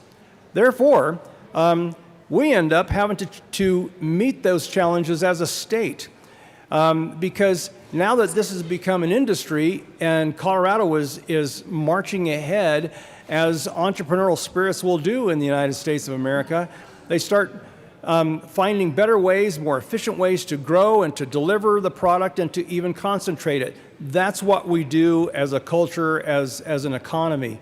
So now, when someone goes to acquire their marijuana in whatever form, they go to a non-traditional doctor and get that prescription, but they don't then go to their local pharmacy where they go with their... I'm sorry, Representative Baisley, just a second. Members, it's having a hard time hearing, so if we could take our conversations off to the side, that would be awesome. Representative Baisley, please continue. Thank you, Madam Chair. So that whole chain of going to your doctor of internal medicine, your general practitioner, and having that doctor prescribe to you something that you then go to the controlled avenue of a pharmacy at your Costco or Walmart or whatever, that chain is broken. This is a parallel system that operates outside of that federally sanctioned process that has matured vastly over the past many decades. So that's why this bill exists at all, is because the recreational piece is able to have access to this medicinal concentrate, and then those folks in a very dangerous way are distributing those concentrates to people who've never received a prescription. This is a real serious issue. People are very hurt by this, by the concentrated consumption. There's not accurate chunks that they can break off to consume and know exactly how that's going to work in their body and so on, just not regulated when it gets distributed by someone who's able to load up with a lot of doses and then distribute them outside of the controlled chain. So anyway, all that to say, I'm in support of the bill. I share the concerns about the data for folks who are using marijuana medicinally and how that might affect other licenses and that sort of thing that they may be looking for. So I share that concern, and I hope that we address that, and going forward operationally, that the data is maintained solidly, and judgments are not inappropriately made based on someone's medicinal, especially use of the products and so on. But I greatly appreciate the bill because it's something that we do have to address, because this state did take made these decisions. The people made these decisions 20 and 9 years ago, and now we've got to figure it out before the rest of the nation catches up. So anyway, thank you, sponsors, for bringing the bill, and I will be a yes vote on the bill. Thank you. Representative Larson.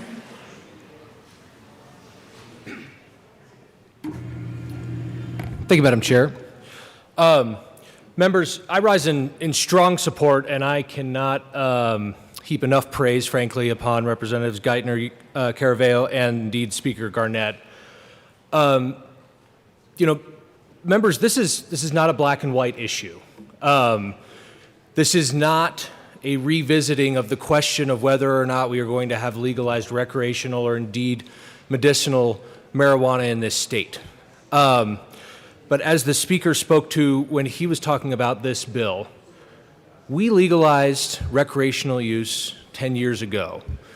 And that referendum was not the voters saying, we don't want any regulation or any consideration of any potential negative outcome that may come from anything that is a THC-derived product. What that was saying was that they wanted to end the era of criminalization. They wanted a regulatory regime that was more akin to alcohol or other things that we're used to. But we have a responsibility, and indeed, if you go and talk to any emergency room doctor or any high school or, sadly enough, middle school principal at this point, you will hear stories about how this is ravaging our youth and how it is costing the state untold, probably in the tens of millions of dollars in health care costs, both in short-term acute care as well as long-term mental health care. And this bill, I think, is a rather elegant, very carefully, narrowly tailored response to very specific problems that we're seeing here. What we don't have here is a carte blanche, let's make these substances illegal and go back to the era of prohibition. What we have here is a careful, scientifically considered study laid out and points to collect the data that we need to understand what is going on here. How many of the deaths in our youth are related to, or at least may have a tangential relationship with, marijuana and THC? How many incidents might involve the use of this drug? And indeed, have these studies, see what we're seeing in our hospitals, rather than have anecdotal stories told to us by every ER doc. Have a comprehensive study done by our state's medical university that we can come back and make an informed decision on.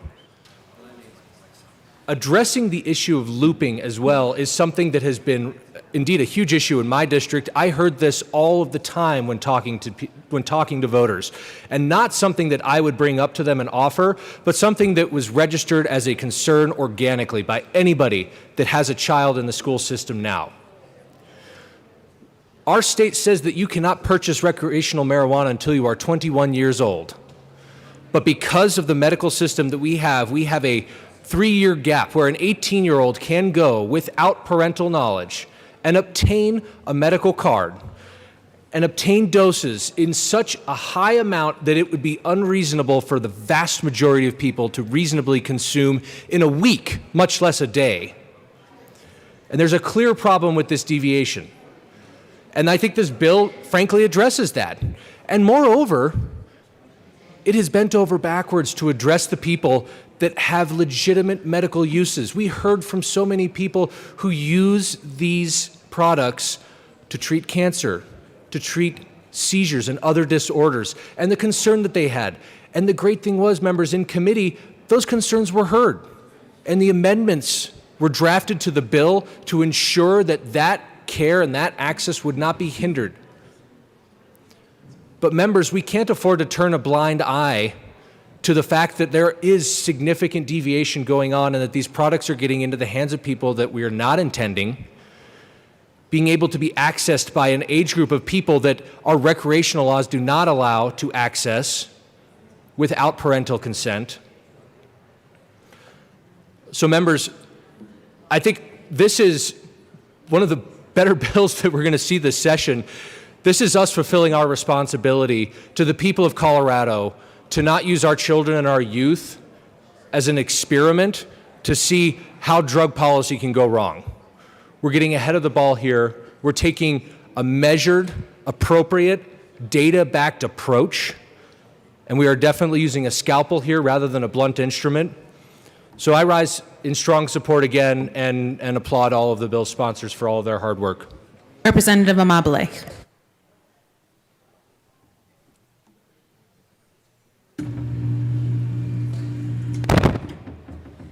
Thank you, Madam Chair. So I also would like to speak in support of this bill today. As many of you know, I have a son who started smoking marijuana in the 8th grade and then smoked marijuana consistently and persistently all through high school. And at age 18, he had his first psychotic break. And we did not know what the cause of that was, but during that time, before that happened, we had tried everything in our power to stop his marijuana use. We sent him to psychiatrists, to therapists. We grounded him. We drug tested him. We punished him. We praised him for the things that he did do. But we couldn't stop the use.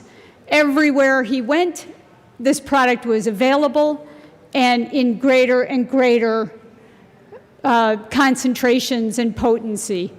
And after his first psychotic break, we sent him to a hospital where he spent 6 weeks, and it cost us $60,000.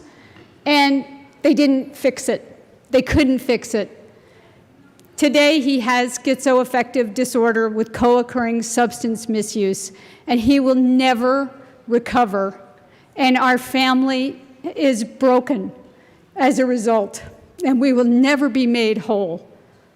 So let's not talk about him today because it's too late for him. Let's talk instead about your children and the thousands of other children that are being negatively impacted by the use of marijuana. It's a real thing. And let me just say that hundreds of parents, thousands of parents, are being affected by this, and we are done being blamed and shamed into silence. We will be silent no more. And this bill gives us a voice. It says, yeah, we have to look at this. This is on us. This is what we were sent here to do. And I urge you to vote yes. Representative Holtorf.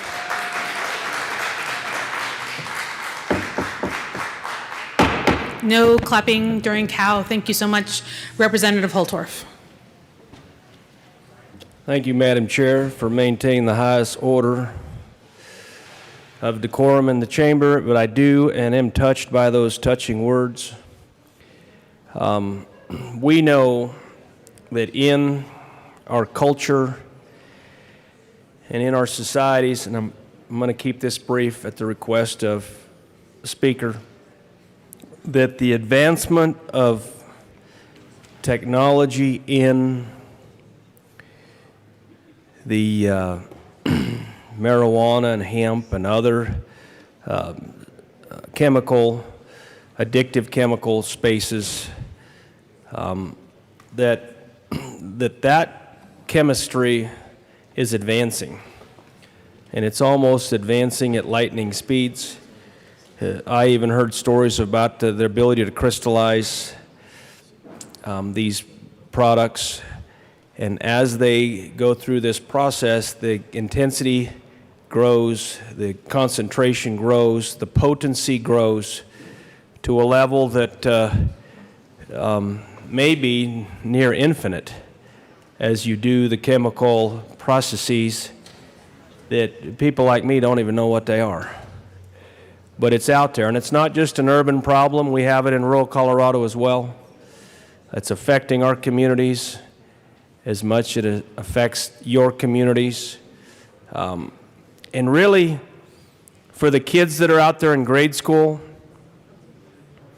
your young kids in Colorado, you know, in 3, 4, 5, 6, 8, 10 years, where will we be?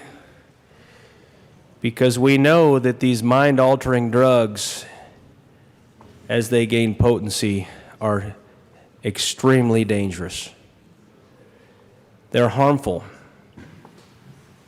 The psychosomatic impacts can be devastating to kids that don't even know what they're doing.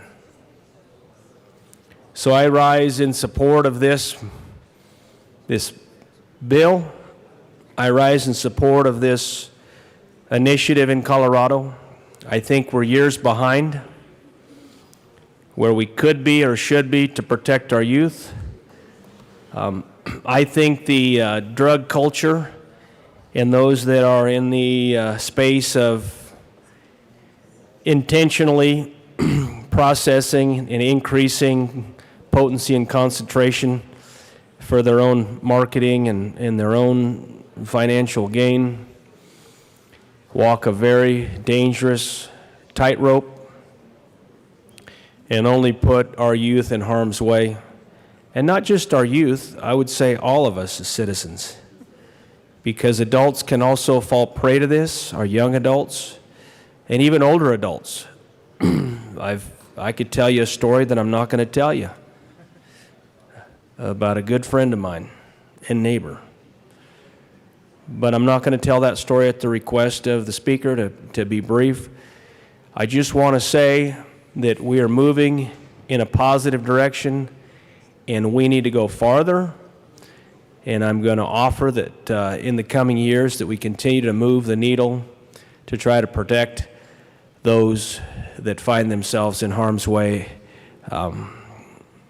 If it's too late for some, let's try to save those that haven't gone into this area, this dangerous area, where they go so far that they can never come back. Thank you, Madam Speaker. Thank you, colleagues, for your attention. And once again, I rise in strong support of this and other types of legislation. Representative Pico.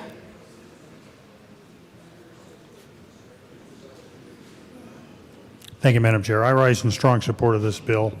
I do have those same privacy concerns as mentioned, and I hope this can be resolved out as it moves forward. But I think this bill is long overdue. The problems we're seeing in municipal levels, out in the country, everywhere, we're seeing these problems arise. The potency levels have escalated drastically. 5 years ago, when I was on City Council, we were deeply concerned that the marijuana THC levels were hitting 20%, and we're referring to them as hard drugs. That's way out now. I mean, that's mild. Way back when I was in school, although I did not partake, those THC levels were 3.5%.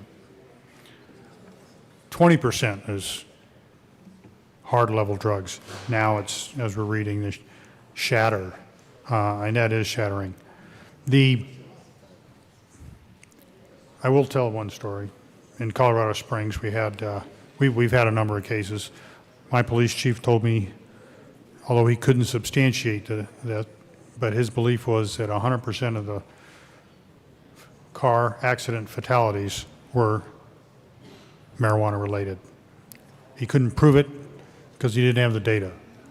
And that's what this bill is going to do, is kind of start looking at some of the data, start getting that data together, taking a data-driven approach, getting the science solid so we know where to go in the future. We had at Colorado College, one of our young students decided, after taking some of these marijuana-infused products, hitting 100%, that he could fly. You know, if he was on the first floor, he might have made it, but he wasn't. He was on the third floor. We do need this thing. This thing is causing significant problems in the state, is causing fatalities, is causing permanent disabilities, and it's something we desperately need, and it's past time to do it. I'm very supportive of the bill. Thank you. Mr. Minority Leader. Thank you very much, Madam Chair. Representative Amabile, thank you very much for sharing your story. Folks, I heard about this bill kind of toward the beginning of session, and I was very torn because I tend to not want to create a government solution to a problem that can be fixed. And I'm not unmoved from that, really, because I do think that this is an issue that can be addressed. But I think part of the journey it's gone on has been, how do you put that information together so that you know exactly where we can go, what we can do, so that what we really do is protect the very people that we come here every day, I think, to look out for, and how do we do that in the best way possible? The best way possible to meet the merits of the Constitution, but also the unintended consequences of this industry growing up and becoming more mature.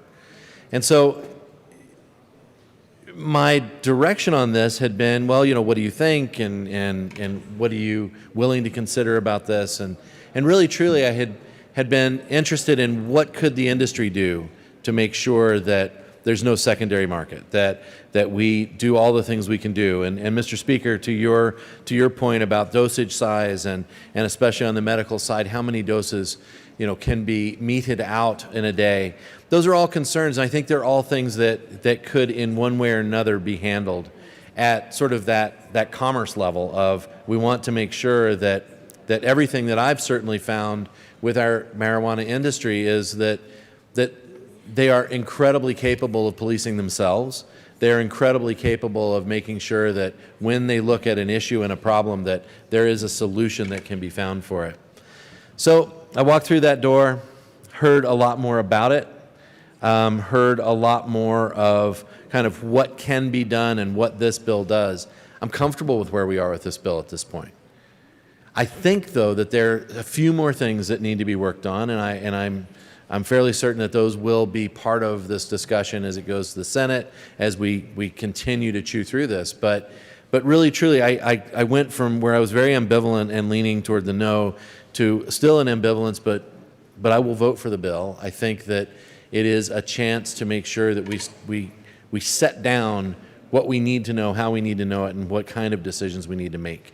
And I think that's the only fair place we can get to as far as where we go from here. And I would actually like to say that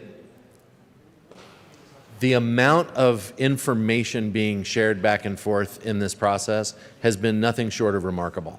And I think that says really good things about the people who have an overriding concern for the safety of all of us. And I think that's actually what feeds our decisions here as well, is when we see this much information come out of, here is definitely something we can do and consider, and here's an issue we've considered. All of those are good things. And often I don't really want a statute to say, well, then you must do these, but I think this is a good place to come to where we can say, go forth and figure all of this out, because I don't want to see stories like what we just heard repeated. And I want to make sure that we do our due diligence in this market and in this industry, and I think this is it. I think there are still a few more things that would be good to see, and I encourage everybody to keep talking, but thank you for bringing it, and I'll support it. Representative Ransom. Thank you, Madam Chair. And once again, I want to thank the sponsors for working so hard on the stakeholding. It's actually not that common that I've seen as extensive a stakeholding process as I've seen on this bill. And the number of amendments that have come through is remarkable, because it shows that the sponsors are truly trying to satisfy a lot of various people, all of whom have different concerns, and so many of them have been satisfied. And I do want to thank the sponsors. That being said, there was one amendment that was, if you look on the list up there, there was one amendment that was not adopted today, and I have one that might be a little bit easier than the one that we heard earlier, that would require data to be deleted after a week. And so I have an amendment that would lengthen that time. Again, as you know, and as I've been speaking to the sponsors on, one of my issues still remains the data collection and how it's maintained, the external contractor that keeps the data. And so with that, I move L032 and ask that it be displayed. L032 has been moved and is almost properly displayed and is properly displayed. Go ahead, Representative Ransom. Thank you, Madam Chair. So this bill would just require that all patient personal identifying information that's in the system be removed every 30 days. I ask for an aye vote. Representative Sandridge. Thank you, Madam Chair. I stand in support of this amendment. One thing we learned through the different vaccine bills about the sensitivity of databases and people not wanting their or just a little bit sensitive about having their information gathered. I think the way this database was structured at the very beginning, some people had trouble with, but now I think in some eyes, how things can be connected, the expansion, this gives some people a little bit of heartburn. Many of us fought aggressively against patients having more and more of their information stored. And what this amendment does is it deletes it, after 30 days, which to me is still kind of long. But maybe this will, some of the people who routinely showed that they are against more and more information going on onto these databases, this may help them become more accepting to this bill. I know some people may not care if they have their information on a database. Some people may. But what this does is, after deleting it after 30 days, it may calm some people. May calm them from having their information on sensitive issues. So let's consider this. This does not dilute the bill at all, the essence of the bill. And I think this is something that would be a nice compromise. So I ask for an aye vote. Thank you. Representative Van Winkle. Thank you, Madam Chair. And I also ask for a yes vote because it keeps everything in there about the daily authorized limits, which I think is important. Again, when I was talking about buying Sudafed, a person can't buy so much Sudafed that they can use it for a nefarious purpose. Same with our youth in buying marijuana-based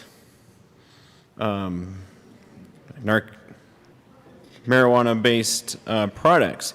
So I want to make sure that we have that and are tracking that and making sure that no one is buying too much in a single day. I think that's extremely important because the person's probably not just buying for themselves, they're probably buying for themselves and somebody else, which is already illegal, and this will help us catch that person.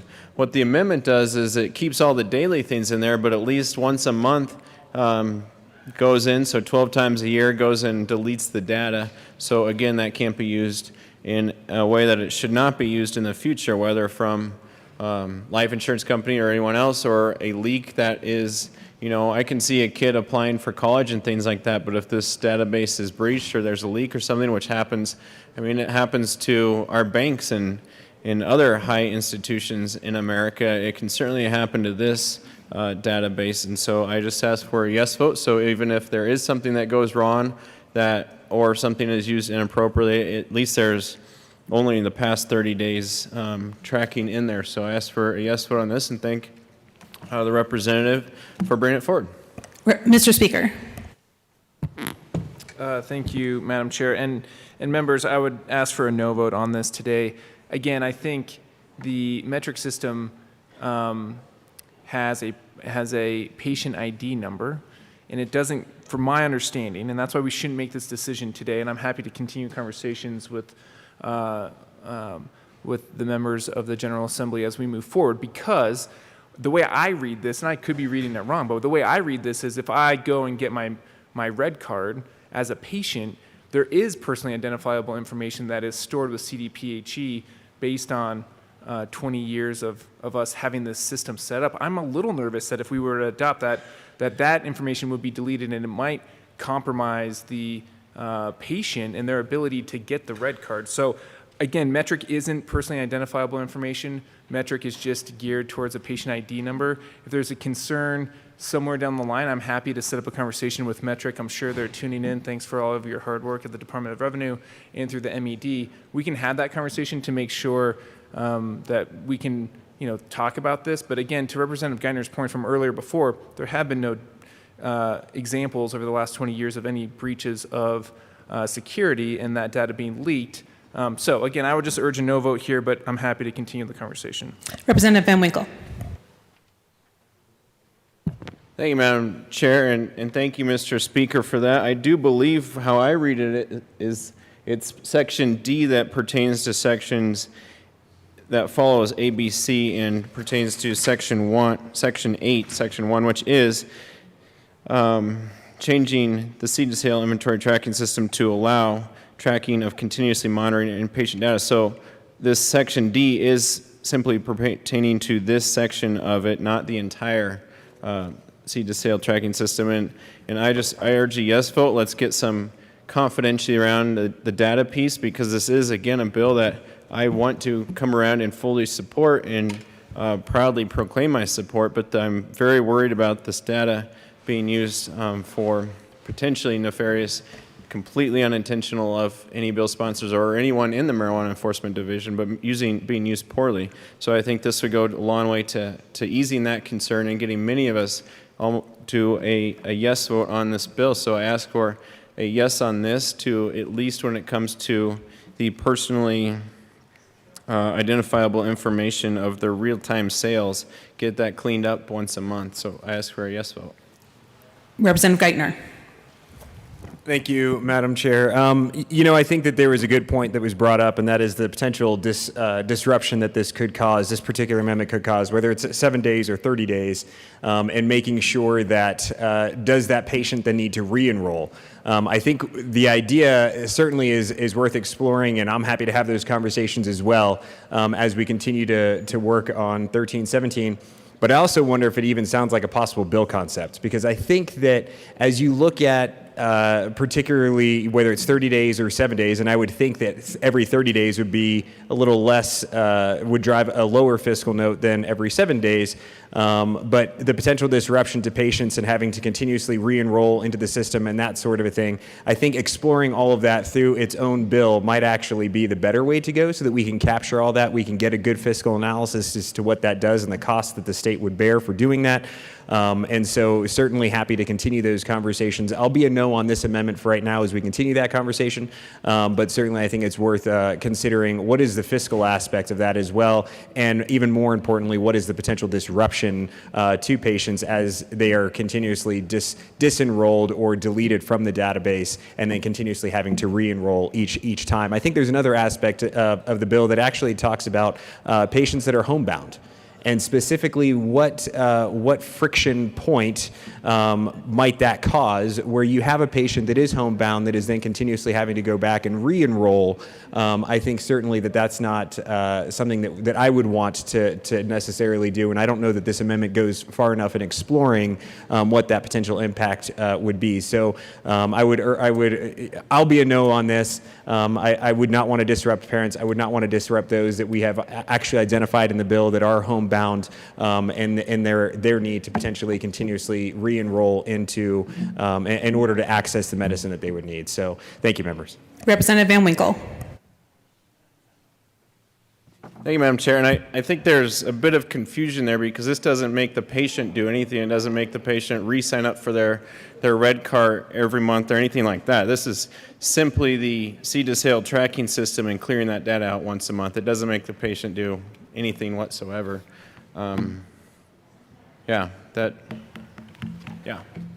Is there any further discussion on Amendment L032? Seeing none, the question before us is the adoption of Amendment L032. All those in favor say aye.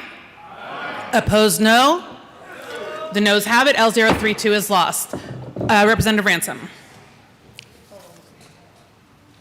Thank you, Madam Chair, and thank you, members, for considering this. I really do appreciate this conversation and the fact that we are looking at the data collection piece and trying to find some solutions. So with that, I will offer one final amendment, L030.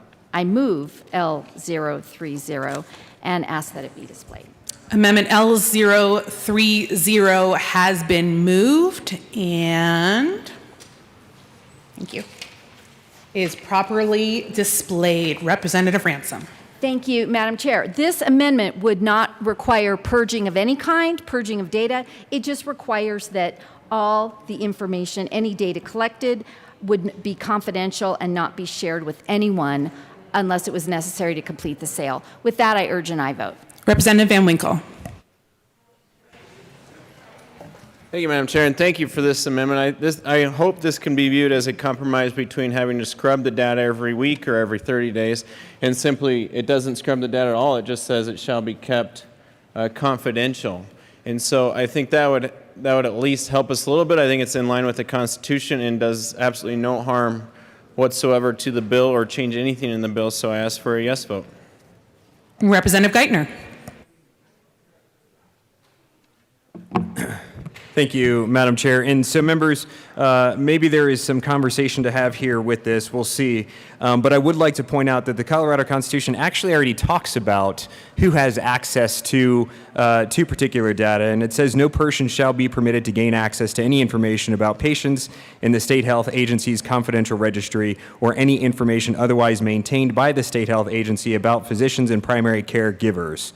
So that's already in our Constitution. Maybe there is a conversation to be had here, but I wonder what what the Section 14, I think, also speaks rather clearly and concisely about who has access, who does not have access, and the confidentiality and the nature of the information remaining confidential. So I appreciate that, members. Representative Van Winkle.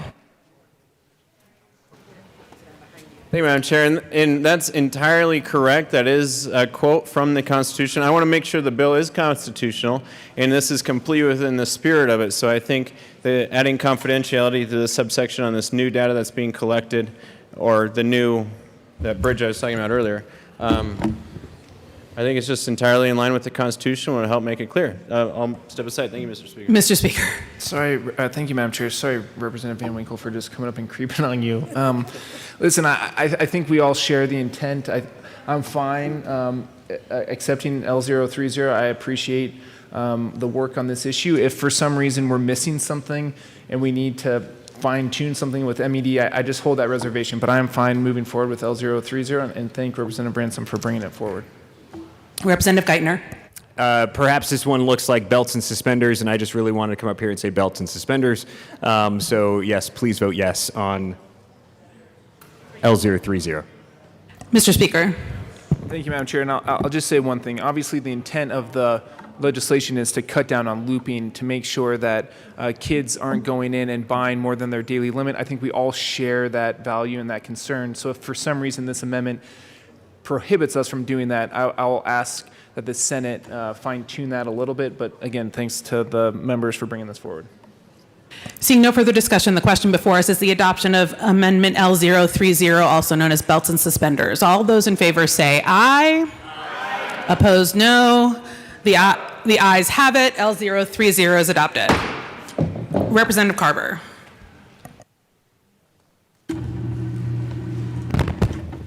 Thank you, Mr. Chair. I rise in support of this bill and want to specifically commend Representative Amable for her powerful statement. You nailed it. This is our responsibility. It is. And, you know, the three groups that I have heard from predominantly in my district are parents with children with chronic diseases where medical marijuana has been a godsend, has given their child back their life. And they have contacted me saying, please, please make sure that we can continue to have access to medical marijuana. The second group that I've heard from is parents whose children don't have an underlying medical condition, but when they have reached,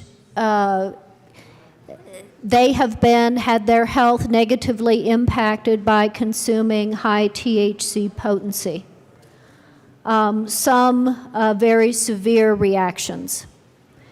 And so I commend the bill sponsors in both those areas because I think you have been very careful in making sure that those who use medical marijuana for an underlying medical condition can still get access to that.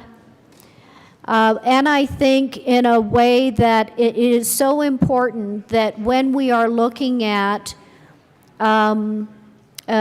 THC potency and other issues related to marijuana, that we are looking at data.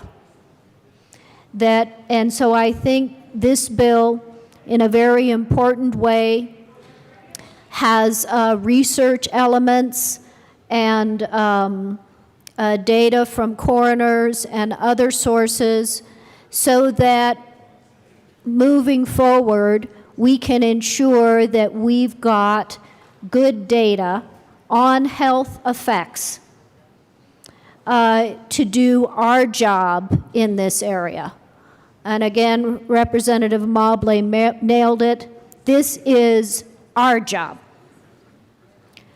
to look at the data and address these issues. The third group that I have heard from, and quite frankly, very strongly, is the doctors in my district, the family physicians, the ER docs, who have come to me and said, Rep. Carver, what we are seeing, and every year I hear from them, but their sense of urgency is greater every year. We are seeing more and more and more cases of severe, significant negative health impacts, primarily to young people who have consumed marijuana with high THC. And so, again, I commend the bill sponsors, especially Dr. Caraveo, who has done so much heavy lifting in this area on this very important issue. And I am very glad to vote yes for this bill. Thank you. Representative Bradfield. Thank you, Madam Chair. And I would like to say all of the things that Rep. Carver just said, and so I think I will just say ditto, and thank you so much to the bill sponsors, and thank you, Representative Amabile, for sharing her story. Thank you. Representative Soper. Thank you, Madam Chair. And I also rise in support and just wanted to come down here and say that as well, down in the well. I know the sponsors have done a lot of great work to get where we are. A lot of compromise took place. But this is one issue that I've heard a lot from my constituents on both sides, but in particular on the side where many folks in my district have been concerned about the fact that you could go from one shop to another, or a dispensary, I should say, and be able to get many times more what you ever should get as far as your marijuana. And that has been of great concern. And then the other thing I hear a lot about is on the research side of things. We need more research, we need more actual knowledge, and that's what I see being done here, so I really applaud the great work that you've done to get here and appreciate it. Thank you. Representative Sandridge.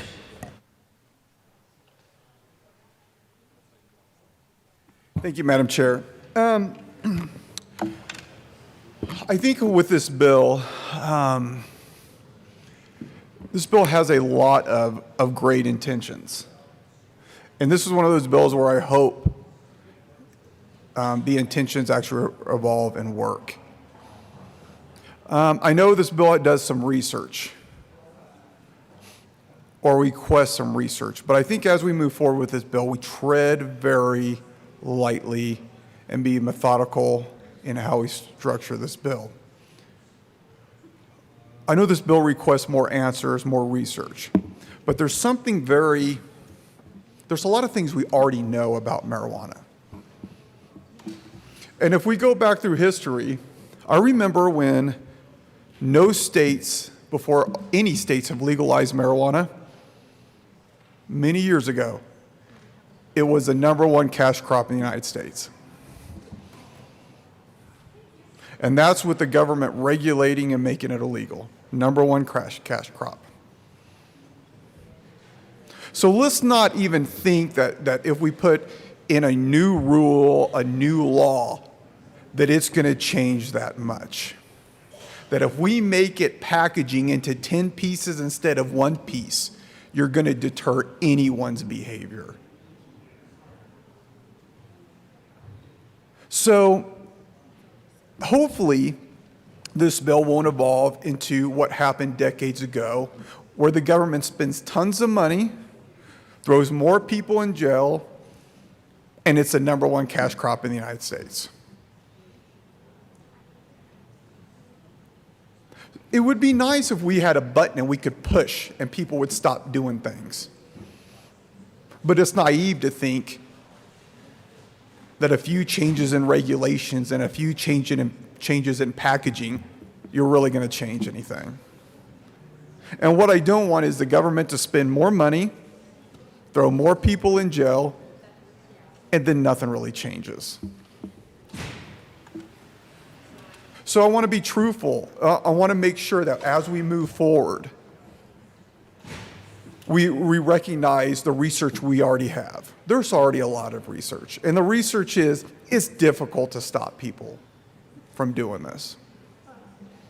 And that pushing marijuana use into the darkness doesn't really help that much. So what I want to do is, as we move forward in looking for new answers and new research, that we look at previous research. Because, I mean, we could add a new law for crack cocaine and heroin, but do you think anything's going to change? So, what I would like is, as we move forward, we continue to work with stakeholders. We don't go through this facade that putting pressure on a business or putting packaging in a different way, that it's going to stop anybody. One thing about Americans, they're pretty smart people. And if they want to find concentrate, they're going to find it. And I wish we could introduce a bill that really acknowledged, or that really went after maybe decreasing this behavior. That maybe discussed mental health more. Maybe discussed the structure of the family, because there's a lot of research in that shows if you have a tight-knit family, drug use is less. If you have a relationship with God, drug use is less. Those things are more important in deterring any type of behavior, any type of negative behavior.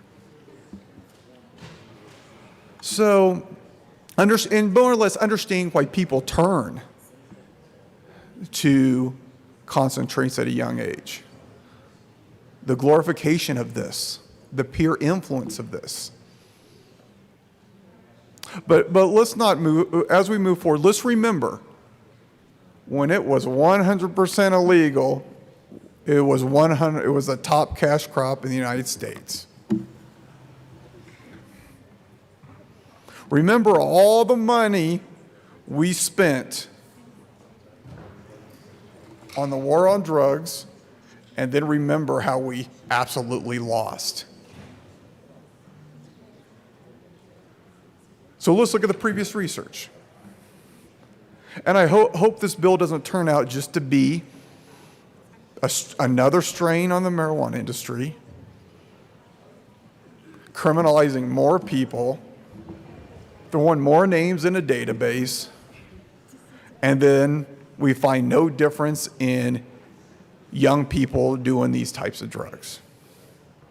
But if you look at history, that's what's going to happen. And the government will spend more and more money on it. So hopefully, if this bill passes,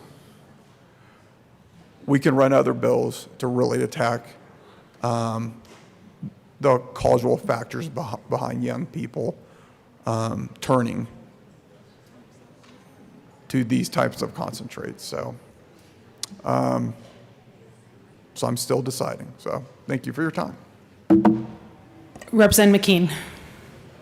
Seeing no further discussion, the Representative Van Beber.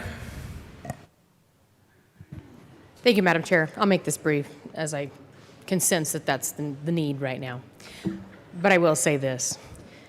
My first exposure to marijuana in and of itself as a topic is the Sheriff's Department rolling up to our farm while we're setting water and letting us know that because their helicopters have flown over, they've discovered a cutout in the middle of our cornfield where somebody has grown a crop of marijuana right in the middle of our other crops. You can hide it right inside. And I remember as a child in the state of Colorado watching the spectrum of growth over time and what this topic would mean to us, both personally as a family, for me as an educator, for us as business owners, and as community members. Watching family members use marijuana when everyone else said this isn't a gateway drug, and knowing that that was an outright lie. Watching my students, who are now adults, tell me, Mrs. Van Beber, if you talk to kids, if you talk to middle schoolers, if you talk to high schoolers, you let them know, don't start taking marijuana because you will be addicted. To say you won't is another lie. And then I think about the people that go straight from this to other illicit drugs and what it has cost us in human tragedy. And as Representative Amabile said, in family tragedy. The costs are high. And I remember thinking as this topic came up, and as I heard my parents discuss it, and they often had those words in the conversation, unintended consequences. What are the unintended consequences of a topic such as this? And clearly they're here. I remember thinking as a young woman, what did they think they were passing into law in Colorado? It wasn't black herbal tea, it's a drug. It's a drug. And at the end of the day, obviously, anybody with two brain cells operating at the same time was going to be able to deduce there would be unintended consequences. And here we are today. So I would say yes. With some reservations about pieces of this bill, I am in favor of it.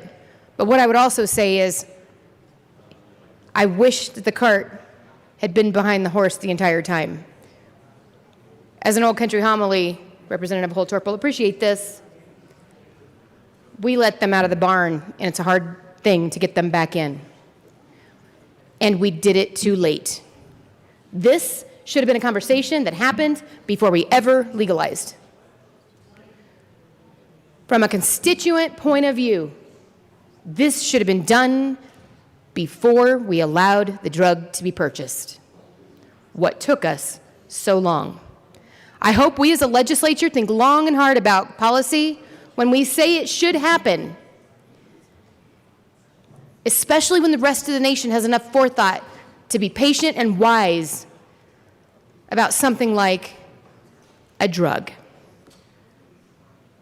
Again, I will rise in yes to support this, but I will say it is up to us to be cautionary from this point forward.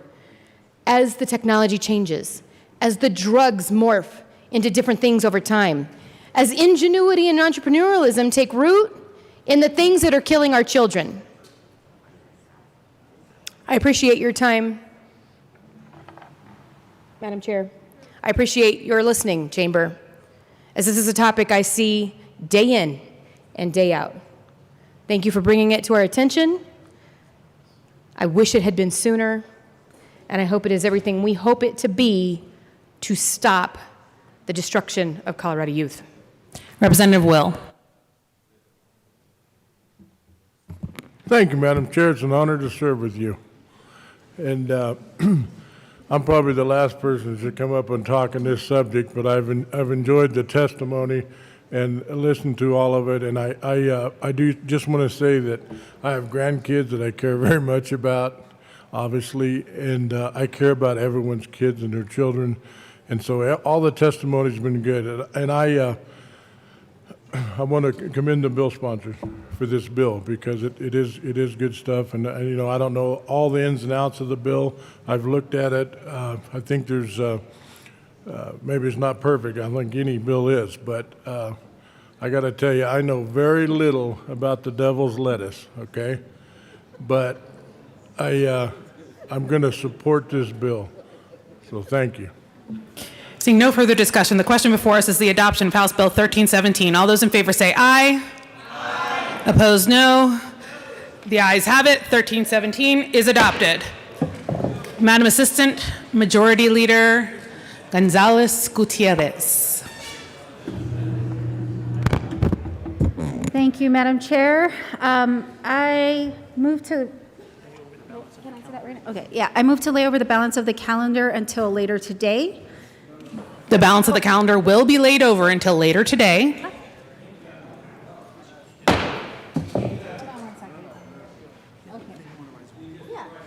No, I got it. I got it. Thank you. Madam Assistant Majority Leader. I move that the committee rise and report. You have heard the motion. Seeing no objection, the committee will rise and report.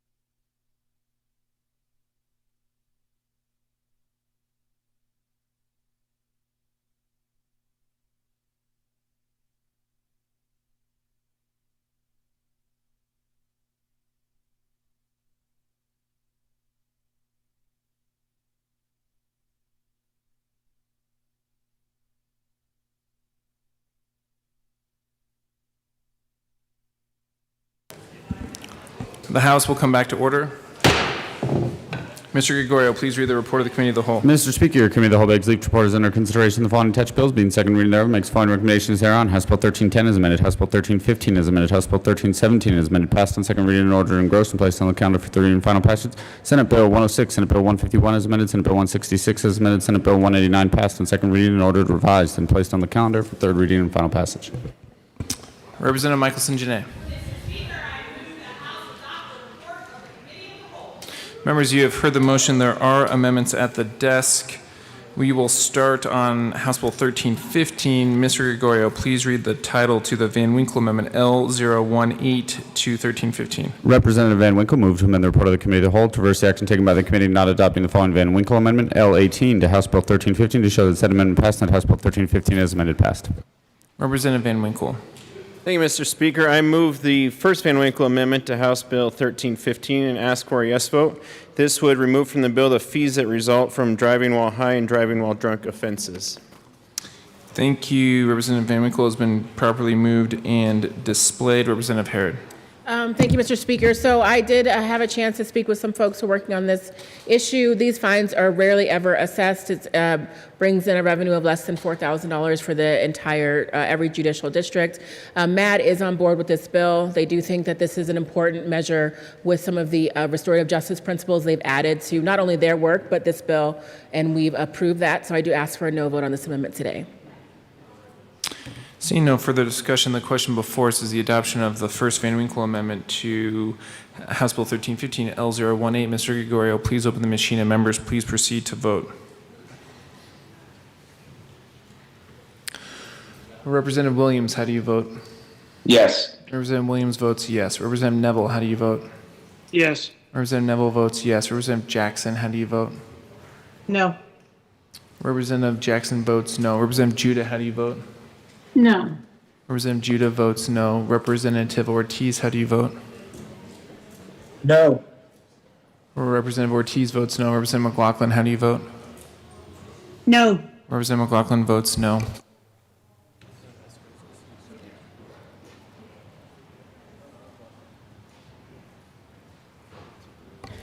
Please close the machine.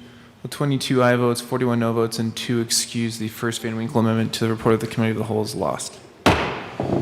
Mr. Gregorio, please read the second Van Winkle amendment, L19, to House Bill 1315. Representative Van Winkle moved to amend the report of the Committee of the Whole to reverse the action taken by the committee not adopting the following Van Winkle Amendment L19 to House Bill 1315 to show that said amendment passed, that House Bill 1315 is amended passed. Representative Van Winkle. Thank you, Mr. Speaker. I move the second Van Winkle amendment to 1315. Thank you, Representative. Has been properly moved and displayed. Any further discussion? Yeah. Representative. Sorry. Thank you, Mr. Speaker. What this amendment does is it takes out of the bill the reprieve on the fees related to the DNA collection following a sexually related crime. Representative Herod. Thank you, Mr. Chair. I also had the chance to work to figure out the answer to this question. The fee that currently is charged is $2.50. $2.50 does not bring enough revenue to even address the cost for collection. So that's why this has been pulled out of the bill and is not being opposed by CBI. So I ask for no vote on this amendment. Is there any further discussion on the Van Winkle amendment? Seeing none, the question before us is the adoption of the Van Winkle amendment L019 to House Bill 1315. Mr. Gregorio, please open the machine and members please proceed to vote. Representative Williams, how do you vote? Yes. Representative Williams votes yes. Representative Neville, how do you vote? Yes. Representative Neville votes yes. Representative Jackson, how do you vote? No. Representative Jackson votes no. Representative Judah, how do you vote? No. Representative Judah votes no. Representative Ortiz, how do you vote? Yes. Representative Ortiz votes yes. Representative McLaughlin, how do you vote? Yes. Representative McLaughlin votes yes. Majority Leader Escar, how do you vote? Yes. Majority Leader Escar votes yes.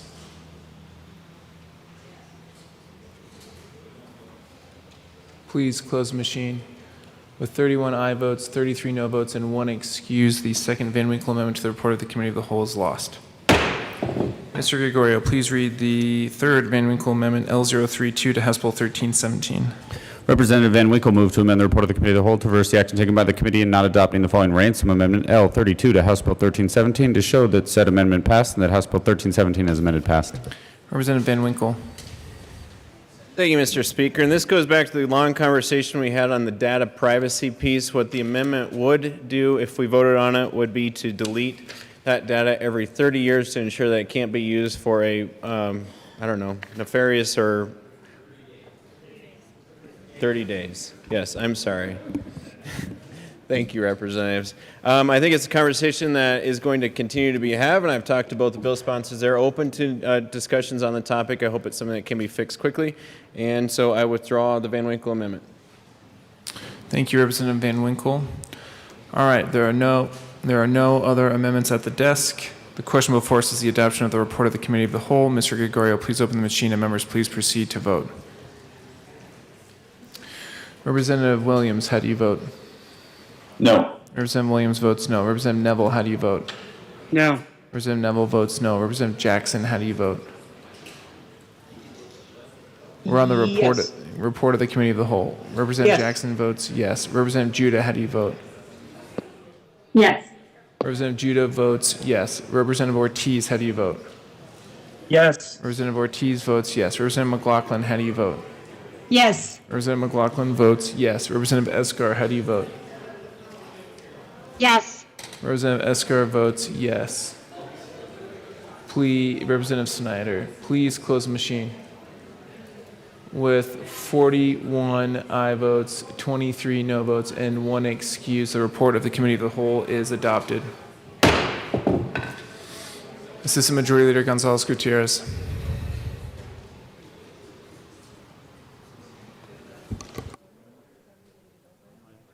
I'm sorry, we're just to announcements and introductions. Yep, announcements and introductions.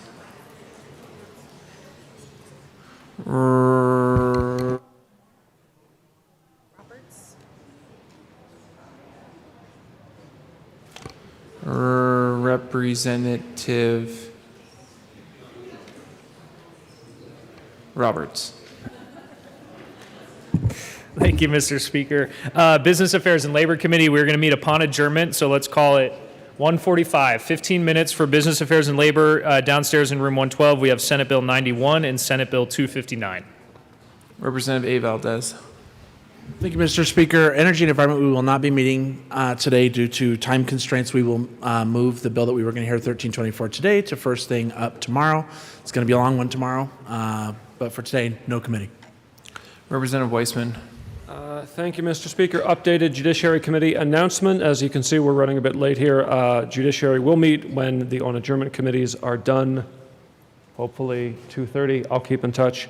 Calendar will be the same. It was up there previously, 266. We're going to do 146, then 174, 1309 is still last.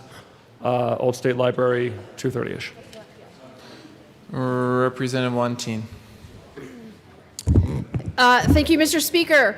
Health and insurance, we're supposed to be meeting at 1:30, but upon adjournment committees, as Representative Weissman explained, haven't met yet, so we are looking at approximately a 2:30 start time. I will be in touch with members should that change. Representative Exum. Ditto for House Transportation and Local Government. Thank you. Announcements and introductions. Assistant Majority Leader Gonzalez. Representative McLaughlin. Thank you, Mr. Speaker. Yes, education will meet at 1:40. One bill. Thanks. Thank you, Representative McLaughlin. Assistant Majority Leader Gonzalez Gutierrez. Thank you, Mr. Speaker. Members, as you've all heard, we're a little bit behind.